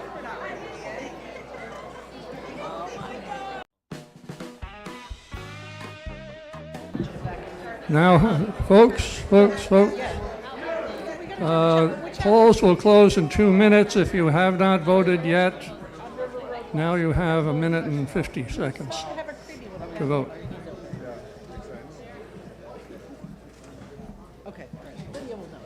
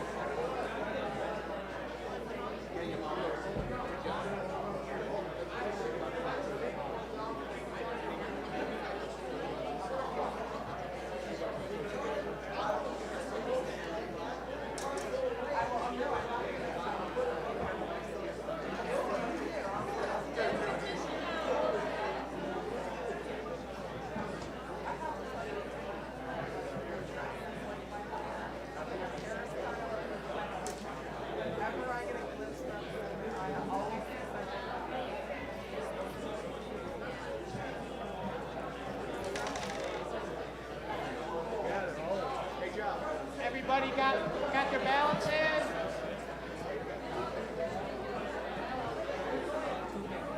Everybody taking bets? Everybody taking bets? Yeah.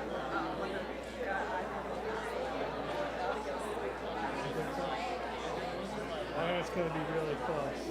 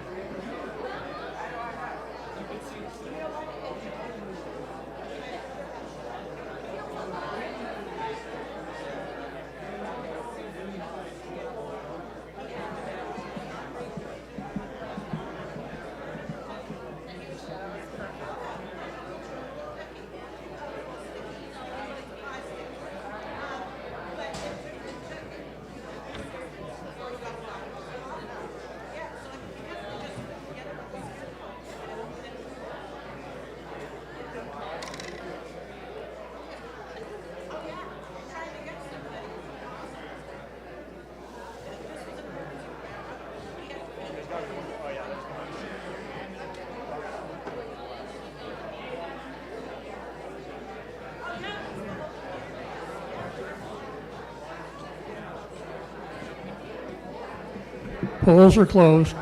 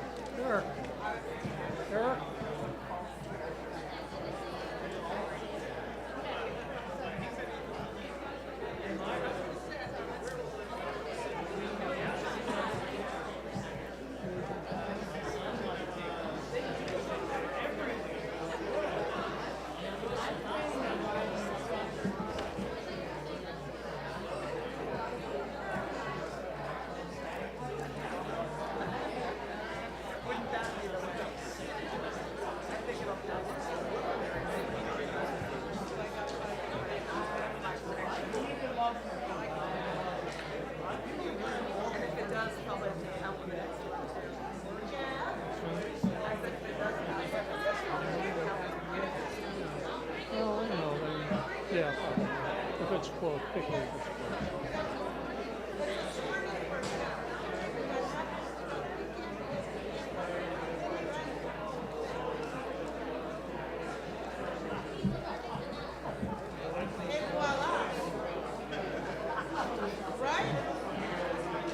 So where's your mother now?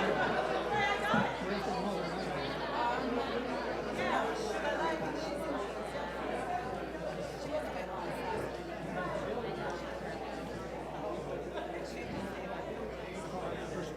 That's so long as I know she's out of town. That's about when we're going to leave Kearney to come back.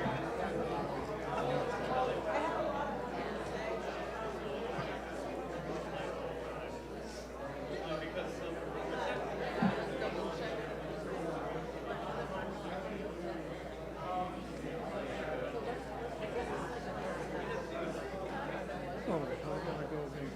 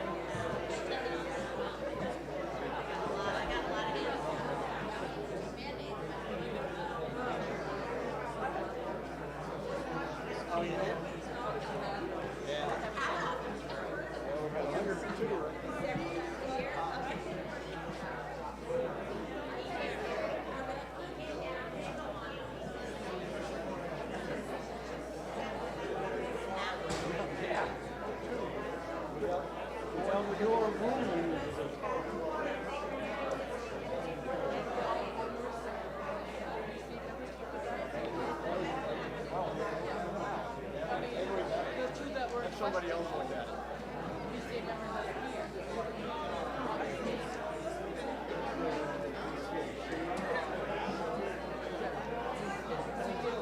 People in the library?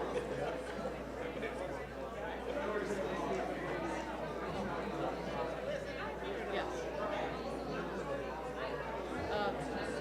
Margot and Jan.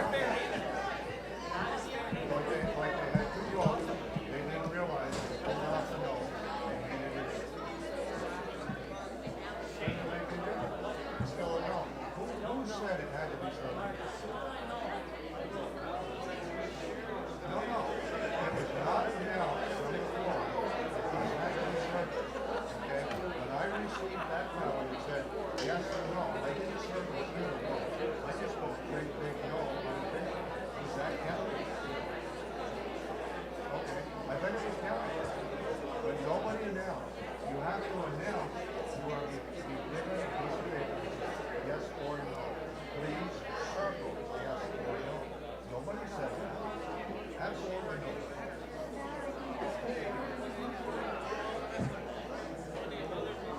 How dare you? There's two votes that they so those are on the table.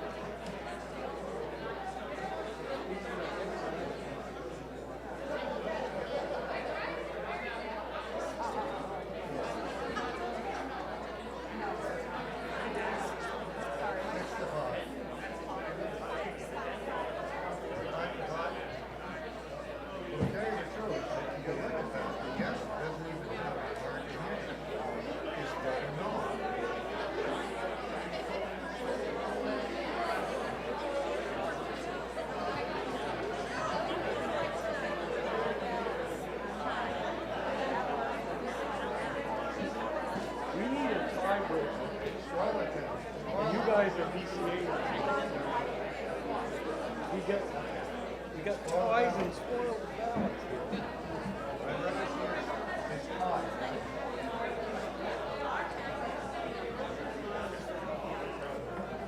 We're missing Mark, so we don't actually have an odd number. What's the issue?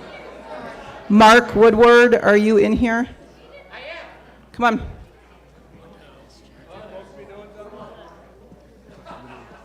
Am I the tiebreaker? Don't know yet.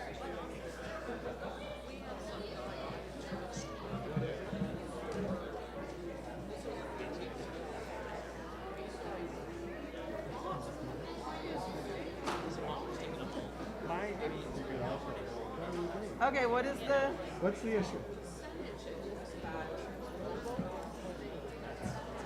It's a no vote.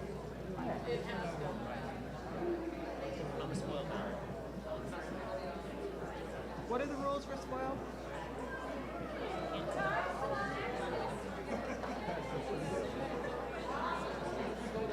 Very well.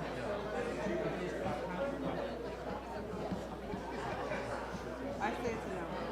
I think it's a no. I'm going to go because clearly this is not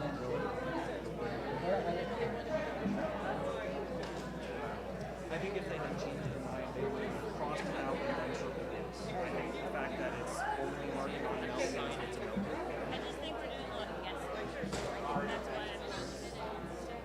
That's fair.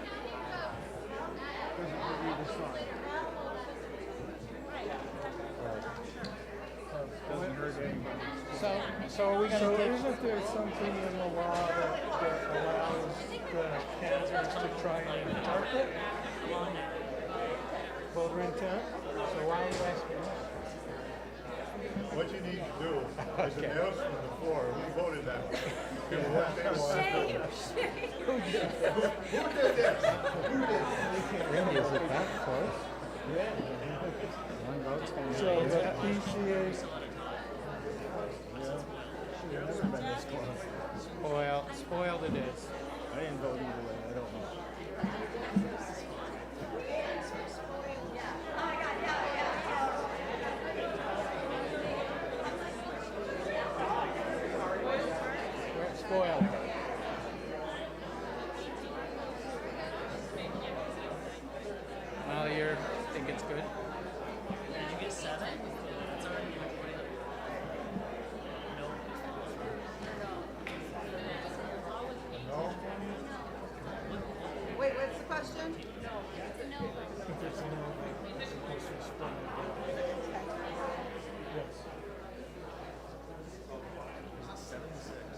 I think they would This is the most contentious election that's ever happened in this town.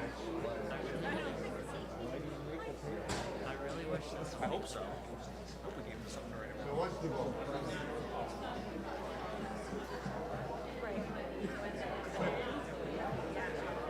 That's definitely a vote. So, move on. 53 no? 52 no? 51 yes.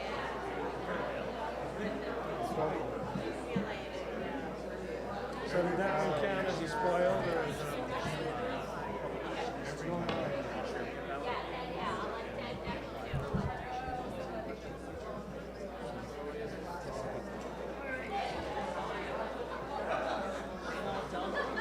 Everybody that way.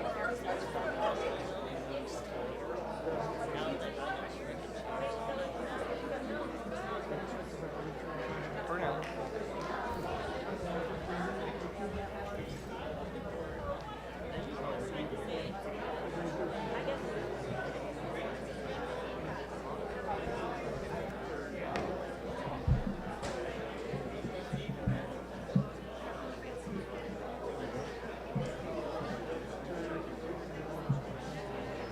That's what I said.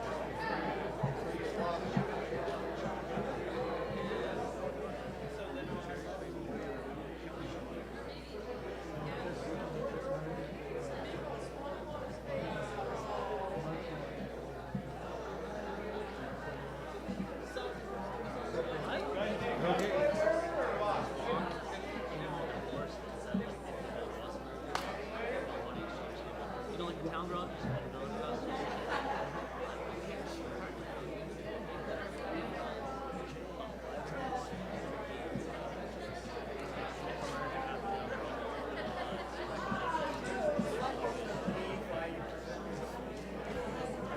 Can I have a glass shield or something up there? Plexiglass. Okay. Good, good as we get.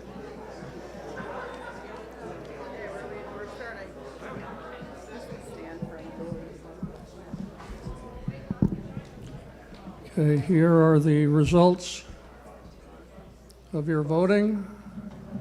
May I have your attention, all of you? There were 104 ballots cast, 51 yes, 52 no, spoiled 1. The article is defeated.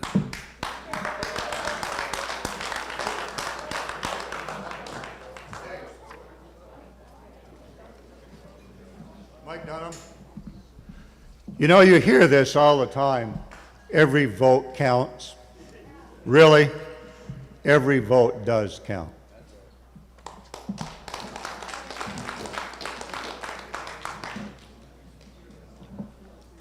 Okay, that alleviates Article 11. Article 12, shall the town of Johnson vote to raise, appropriate, and expend the sum of $1,500 for support of River Arts to provide services to residents of the town? Is there a motion?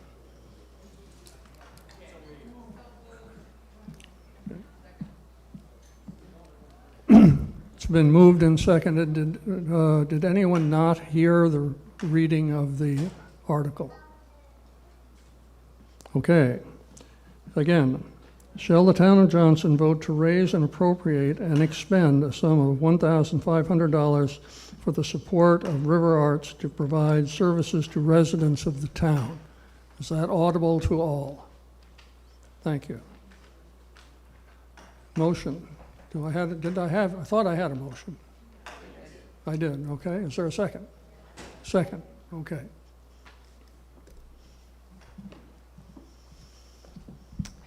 Good afternoon. My name is Kyle Noose, and I'm a Johnson resident, obviously, and the development director at River Arts. River Arts is a 501c3 nonprofit community art organization based in Morrisville, Vermont. River Arts was founded in 2000 and for the last 24 years has served all of Lamoille County in northern Vermont. River Arts' mission is to enrich the community through the arts. Our core operating value is arts for everyone, committed to making art accessible no matter race, gender expression, age, ability, or financial means.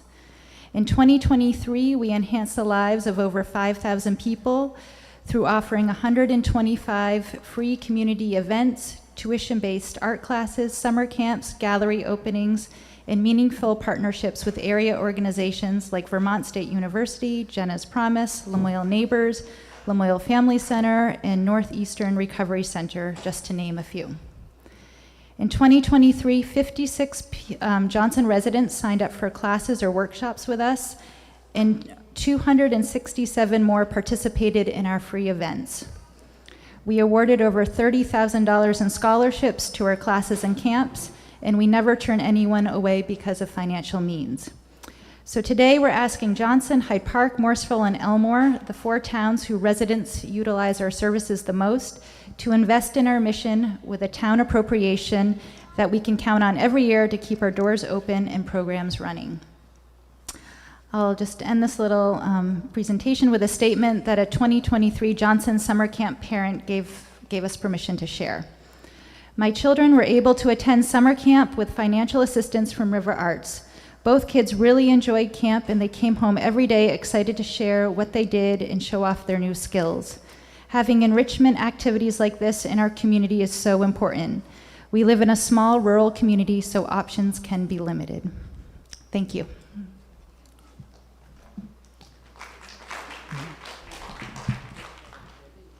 Discussion further. I am seeing, yes. I'm here, David. Lois Fry. And I appreciate what River Arts does. I think they do a great job. And I read the report that Kyle had sent out. But the reason that I don't support the article is that it's adding a new organization to the outside organizations in our town. They're all worthwhile, but we have to make some decisions. An example of the Conservation Commission is $1,500 a year, and we were cut this year because of budget limitations, as every organization in the community was. So I hesitate to add one more, which will then be perpetuated every year. But we do appreciate River Arts. Thank you.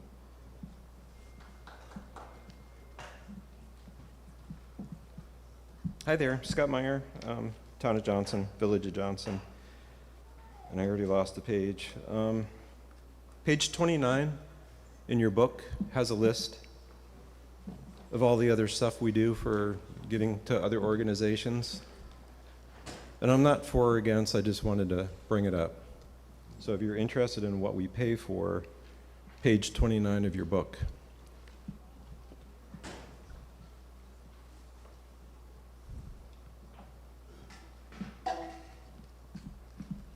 Hi, Jackie Stanton.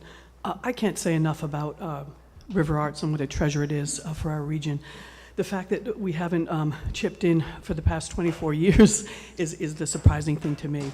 I could go on and on about the arts and the benefits of arts for our community, for from kids from 2 to 92, but I won't. What I will say is that I work at the Lamoille Family Center that was mentioned, and one of the aspects of my job is providing 4 free weekly play groups in the region for parents and caregivers and their children.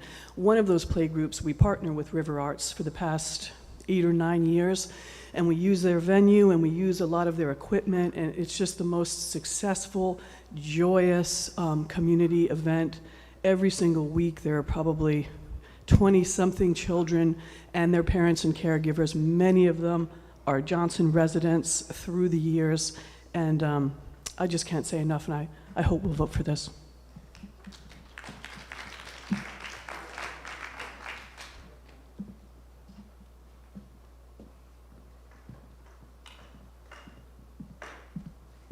Jan Gerhardt. I just wanted to comment on the value and the joyousness that River Arts adds to our community, not just Johnson, but the Lamoille County, from children to elderly. The art classes, the free events, you name it, they have it. And I would like to support them with $1,500 from our town. Thank you. Isaac Eddy. I'm a Johnson resident. This is Gael, and I, for many years, was on the board at River Arts, and for many years I've been teaching performing arts here at Vermont State University, Johnson. I'm losing my job after this semester because Vermont State University is cutting their performing arts program on this campus, and I support giving River Arts $1,500 for arts literacy. We need to, as a town, say that we support what the arts does for everybody, and I think the River Arts statement of arts for everyone is more important now than ever, so I say yes, let's do this. Thank you.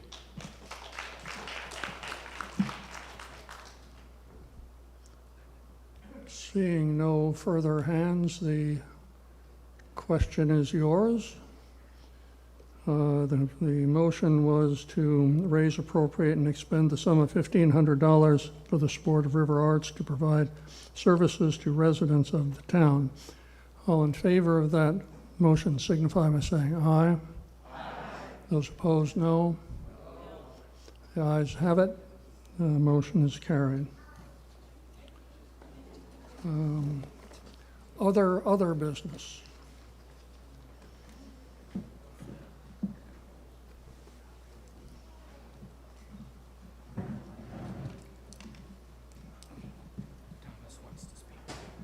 Hi, excuse me. Hi, my name is Paul Warden. I have a couple of things I'd like to mention. I'm the Johnson representative to Lamoille FiberNet, and I wanted to, first of all, thank the Select Board for their support through the ARPA grants for Lamoille FiberNet earlier this year. Secondly, I wanted to just remind everybody, I hope you had a chance to read the report that was in the book this year. It's on page 107 about our accomplishments through 2023 and goals for 2024. Long story short, the CUD is grant funded, and those grant funds can only be used to reach the currently unserved and underserved addresses. And the reason I bring that up is that in order to build to those addresses, necessarily the fiber lines have to pass other addresses. So in short, to try not to get this complicated, but that leaves us with 3 buckets of addresses. The unserved and underserved that the Lamoille FiberNet will be able to reach. Those that are incidentally passed, they call them, you're on the way. And those of you that aren't. If you aren't, Fidium's, it's a commercial business. Their idea is to obviously grow their business. They're going to try to build you at some point. The reason I'm standing up here today, though, is I'm encouraging people to consider pre-registering with Fidium for service. All that involves is going on the website, putting in your address and saying, your email address, and saying, hey, let me know when service is available in my area. What that does is it incentivizes Fidium to build to your area sooner. You make no commitment until they actually install it in your house, so you're not promising to do anything. You're just expressing interest. But the more people in Johnson that do that, the sooner we'll get part of Johnson built.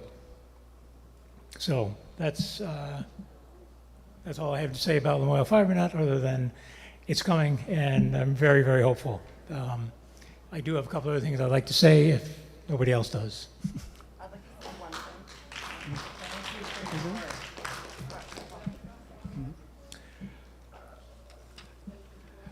thing. The question was whether the web address is on there, and no, I was not smart enough to add it, but LamoilleFiber.net. .net. LamoilleFiber.net. The second quick note is in regard to the Planning Commission. We have a report in your book on page 45. As you may have read, we spent a lot of the time working on the new updated municipal development plan. And I wanted to thank all the citizens for all the input that you provided in the survey that we did earlier in the year. That was extremely helpful and factored into a lot of the recommendations we're making throughout the plan. That will be finalized sometime later this month. It will be turned into the select board. The planning commission will then will publicize it on the website and hold a town meeting for input. And then the select board will hold a series of their own meetings. The reason I'm bringing this up is that one of the recommendations that we made is that we consider modifying form-based code. Form-based code, if you remember, has to do with governing how the buildings look downtown. The concern that's been raised is that the floodproofing that's being discussed for Sterling Market might run afoul of form-based code.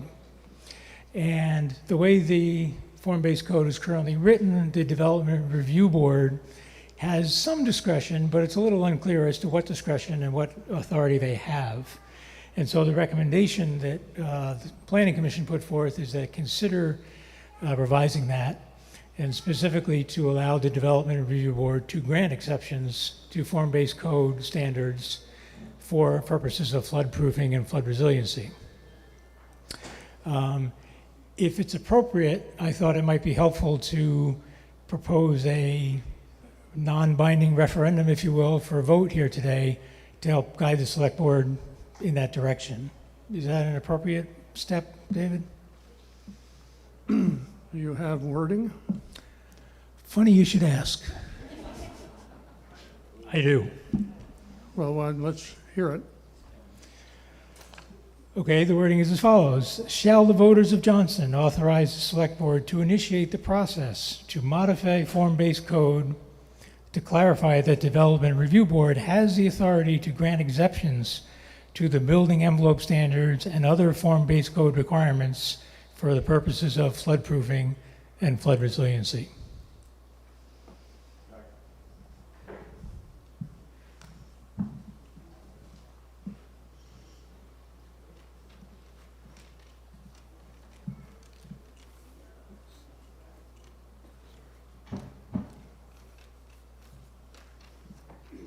Okay, thank you.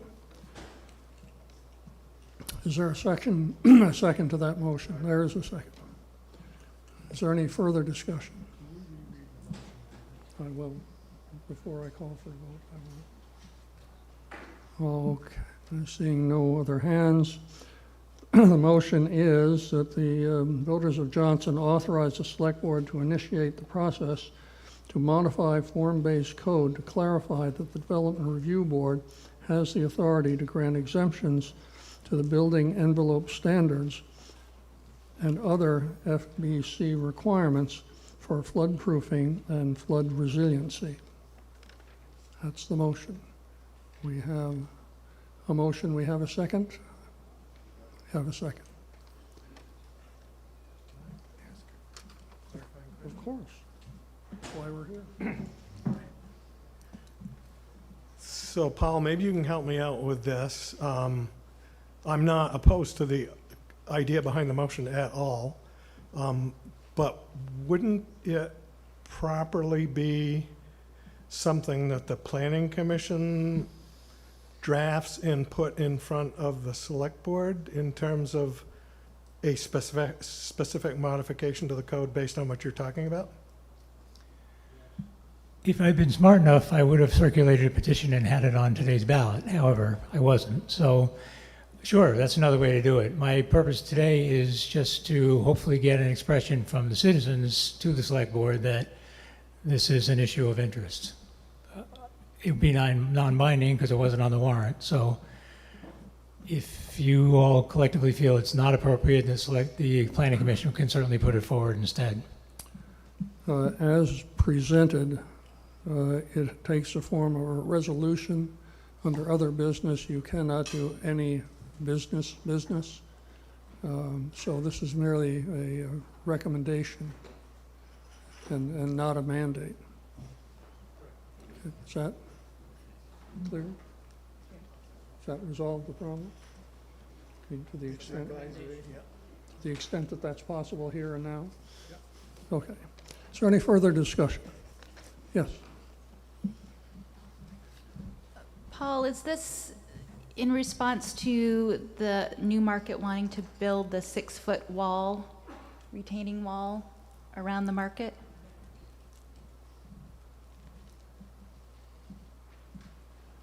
Not specifically. The initial discussions that I was part of was that, for example, one of these building envelope standards for form-based codes is that 60% of the front of a building has to be glazing, that is doors or windows, and the windows have to be 5 feet tall.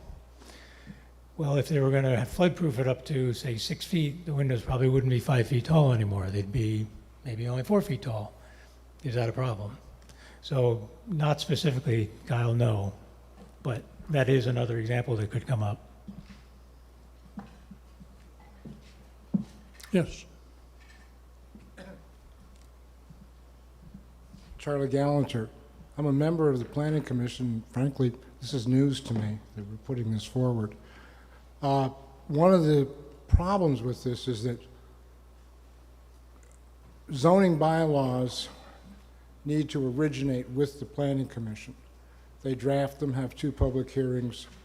They forward them to the Select Board, and in our case, the village trustees, who then have to have their own public hearings to any changes. And it's a cumbersome process, but it does originate with the Planning Commission as opposed to originating with the Select Board.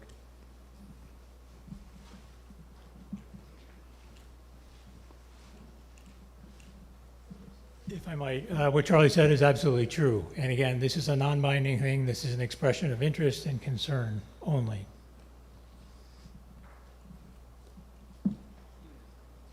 Anything further?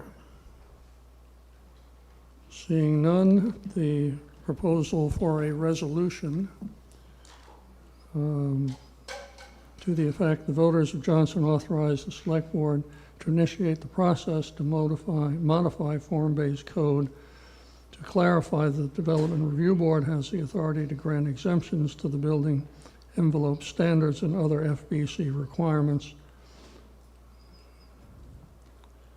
for the purpose of flood-proofing or flood resiliency. All those in favor signify by saying aye. Aye. Opposed, no. Ayes have it. No. I already had a prior offer here. Tom, you want to? Or did the two of you want to? You're going to give it to me? I'll take it. I'm just going to be really quick. I would just ask that you yourself or your friends or family or whomever seriously consider your civic duties or volunteering for a committee or a regional commission or something of that nature. On pages 8 and 9 and 10 of the town report, there are a list of the different roles that are appointed or volunteer. We always have a lot of vacancies, and I think that it would be really great if your friends, neighbors, whomever shows interest in participating in our community, seriously consider volunteering for one of those roles.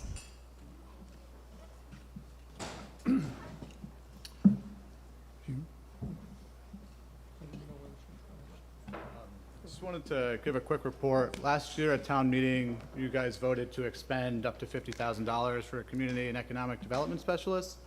And I just wanted to report that Randall Zott has been hired and has been very successful so far, especially with the light industrial park, working with all the local committees to get grant applications out there and approved, and also just working through all the logistics of state government. His experience and his wealth of experience has been invaluable to us, and I just wanted to say thanks for making that decision a year ago. It makes my life easier today. So, yeah.